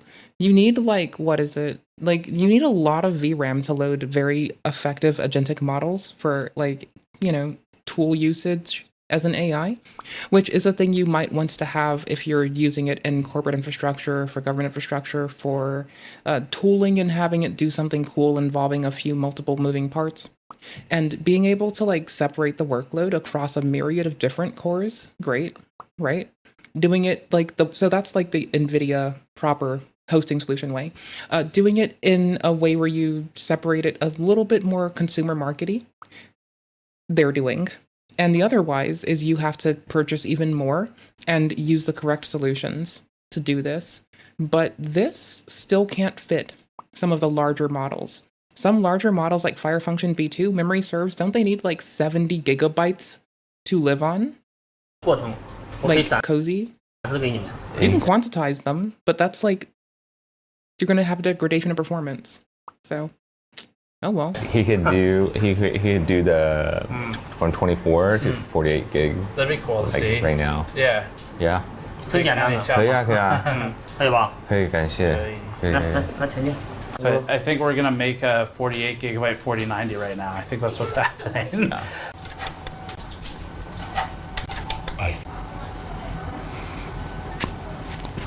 So check it first. See how it works out. 24 gig. This is a 24 gigabyte 4090 that's been through a lot of repair steps. So if we zoom in up here, they track the repair history on the card in orders. This is 1, 2, 3, 4, 5, 6 repair steps. The board's been through a lot. It originally didn't work at all, and then they had a memory problem. They had some other problems in between here, and now it's actually working. I think that's what that OK is. And so it's functioning now, and you can see it even turns on. So it's a 4090, and it's got all 24 gigabytes detected. But because this board has been through so much, how do you call it, like trauma or something from repairs, it's going to be better to harvest the expensive components and put them on a new board so they don't have to worry about if it's just going to fail again in the future from something else. So I think what you're looking at here, it's a custom board just for this. Cool. 这个就是18G 的 PCB。这拿着这个就拆一下。So I think they're going to disassemble it now. They're just showing us the PCB. It's made custom. He said you just buy it from shops. They all have it. And he was saying they're very common here.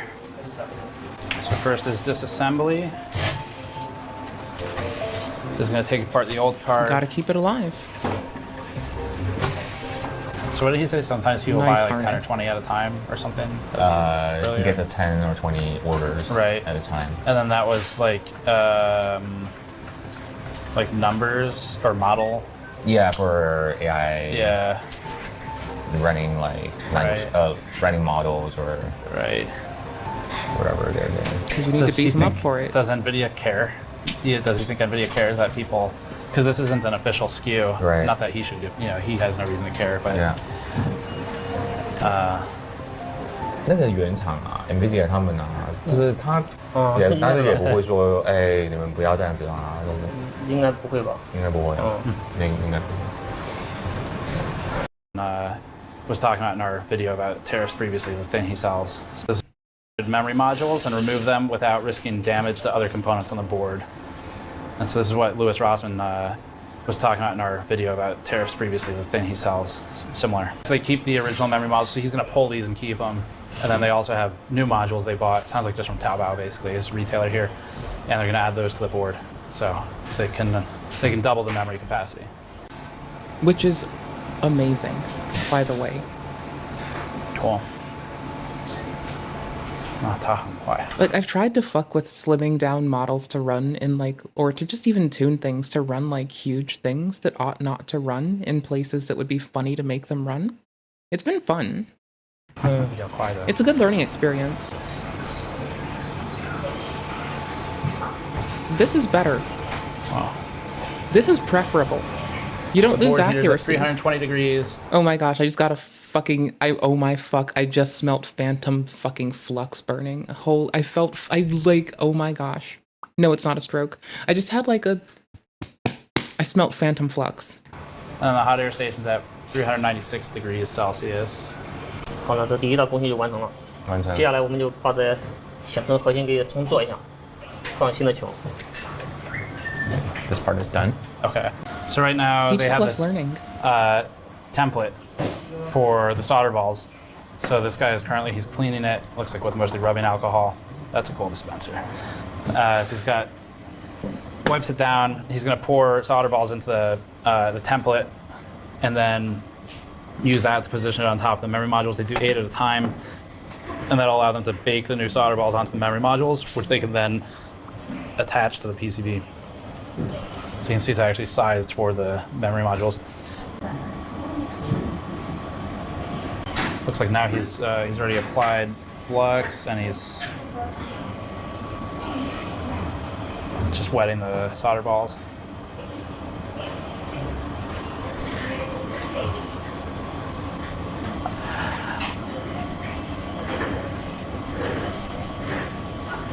Okay, so now he's using a wick.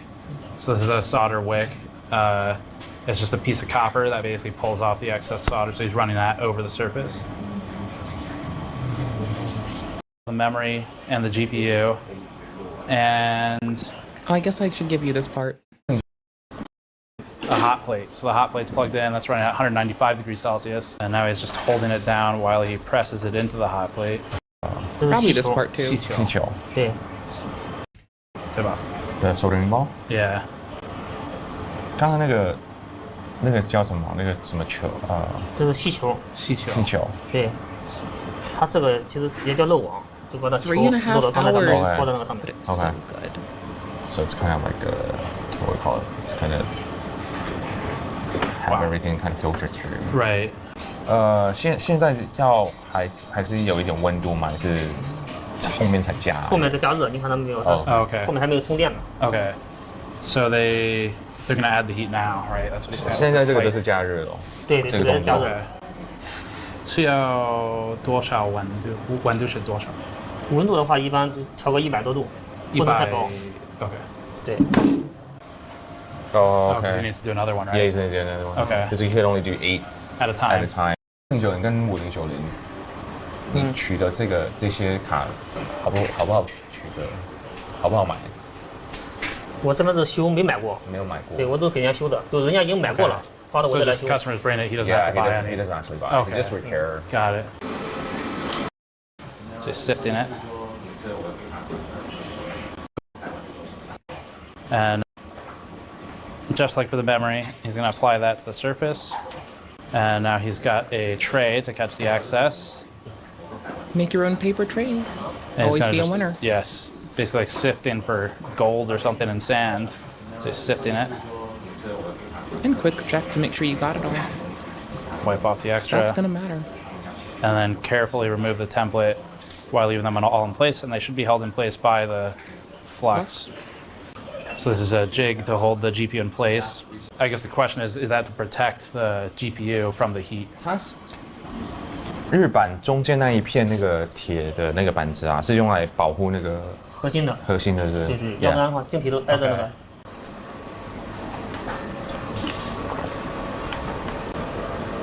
Off the old board, or do they need a new cooler now? 新的，对，装好以后要先试一下能不能亮，不能亮还要继续修呢。OK。好。所以现在测试的吗？对对，测试看能不能成功嘛。That's the moment of truth. Moment of truth, yeah. So you're just gonna hold the heatsink on and see if it powers on. Cool. Okay, so now he's testing to see if it actually powers on after all that. It's got a green LED with displays up, debug up top. And he's just holding a heatsink in place because all he needs is power to see if it spits out display. Cute little MOBA.